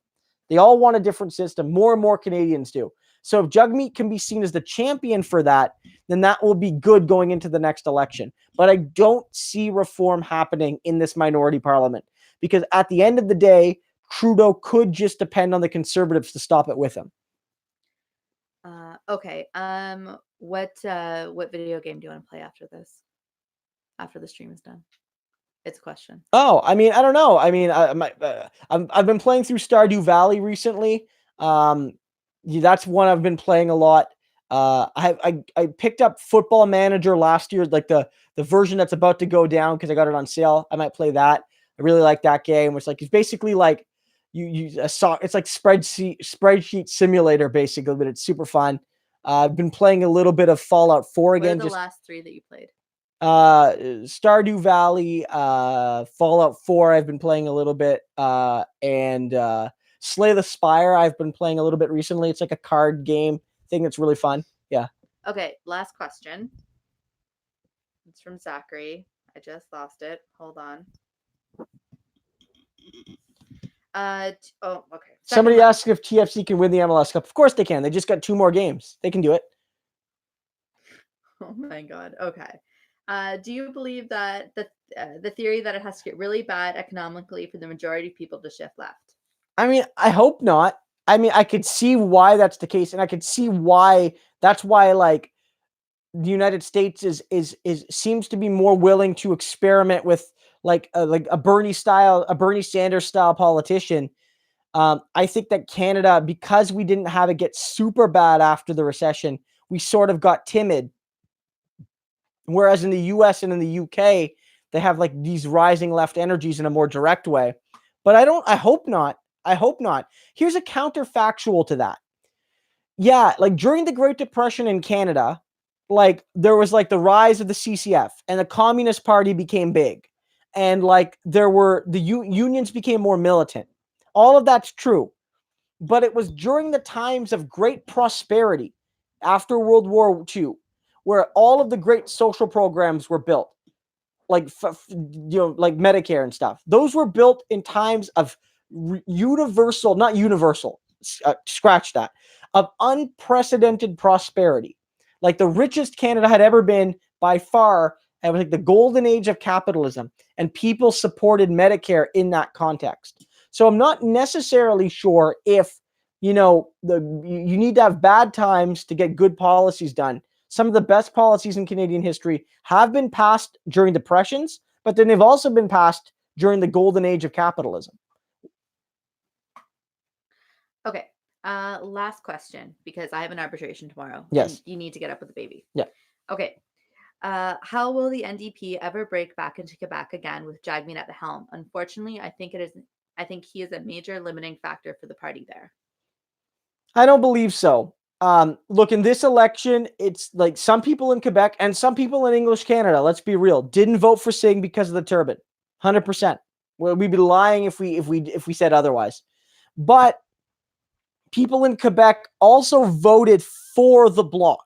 They voted for them. It wasn't just for anybody. They liked what the Bloc was doing. They liked how the Bloc was doing it. The Bloc leader was more than capable in the debates, and he came off as a very strong campaigner. It's not a surprise to see him back. And I'm not so sure that at a second go, Quebec will reject Singh. I think they needed time to get to know him. Let's be 100% real. Quebec rejected Jack in 2003. They rejected Jack in like 2005, or 2005 is his first election. They rejected Jack in 2006. They rejected Jack in 2008. They really only accepted Jack in 2011, his fourth election. And Jack was the whitest, guyest politician you could have, right? Like Jack is like great guy, but he's literally the most mainstream white Anglo-Saxon Protestant guy you could have. And it took him 4 elections. So I think we should give at least Jagmeet 2. That's what I'm saying. At least 2. Okay. So there's a couple of questions that we didn't get to. Definitely some video game talk. You know what, babe? I think maybe you should play video games and stream. I think there might, and talk about politics. I think there might be. Maybe some people do that on Twitch. I might do that at some point. Maybe here on YouTube, maybe on Twitch. Maybe I'll do some video game streams at some point. One thing I need a second monitor so I can have the game on one and I can actually see the stream on the other. But we'll see about doing that stuff. David Dole does a little bit of that. He'll play some Rocket League and then stream. But that game, it seemed like I'd get distracted and I'd swear a lot. So I might have to find a more chill game to play. Okay. So I think that's pretty much it. Just shout out to A's. Sorry, A's. I read that comment. My bad. Won't do it again. But everyone else, thanks for your comments. Thanks for the great discussion. And I think we'll see you next time. Yeah. So guys, again, the way this is going to work is after the last, during the election, I said we do this weekly, and this was technically the last election stream because it was the wrap up. I'm still going to do this weekly. I feel there's going to be tons to talk about because it's a minority government. We're going to have tons of news about cabinets and tons of news about balances of power and committees, and there'll be lots to talk about. And not everybody is super interested in U.S. politics, but I've done a lot before our election. I did a lot of videos on Bernie and the American election, and as we get closer and closer to that, I'll be talking a lot about Bernie Sanders, talking a lot about the American left, what that means for Canada, and all of that. So our streams will always have something interesting to talk about with regard to Canadian or American politics. So guys, have a great one, and I'll see you in the next video. I'll have at least one out tomorrow. Okay, thanks guys. Thanks guys. Bye-bye. Bye.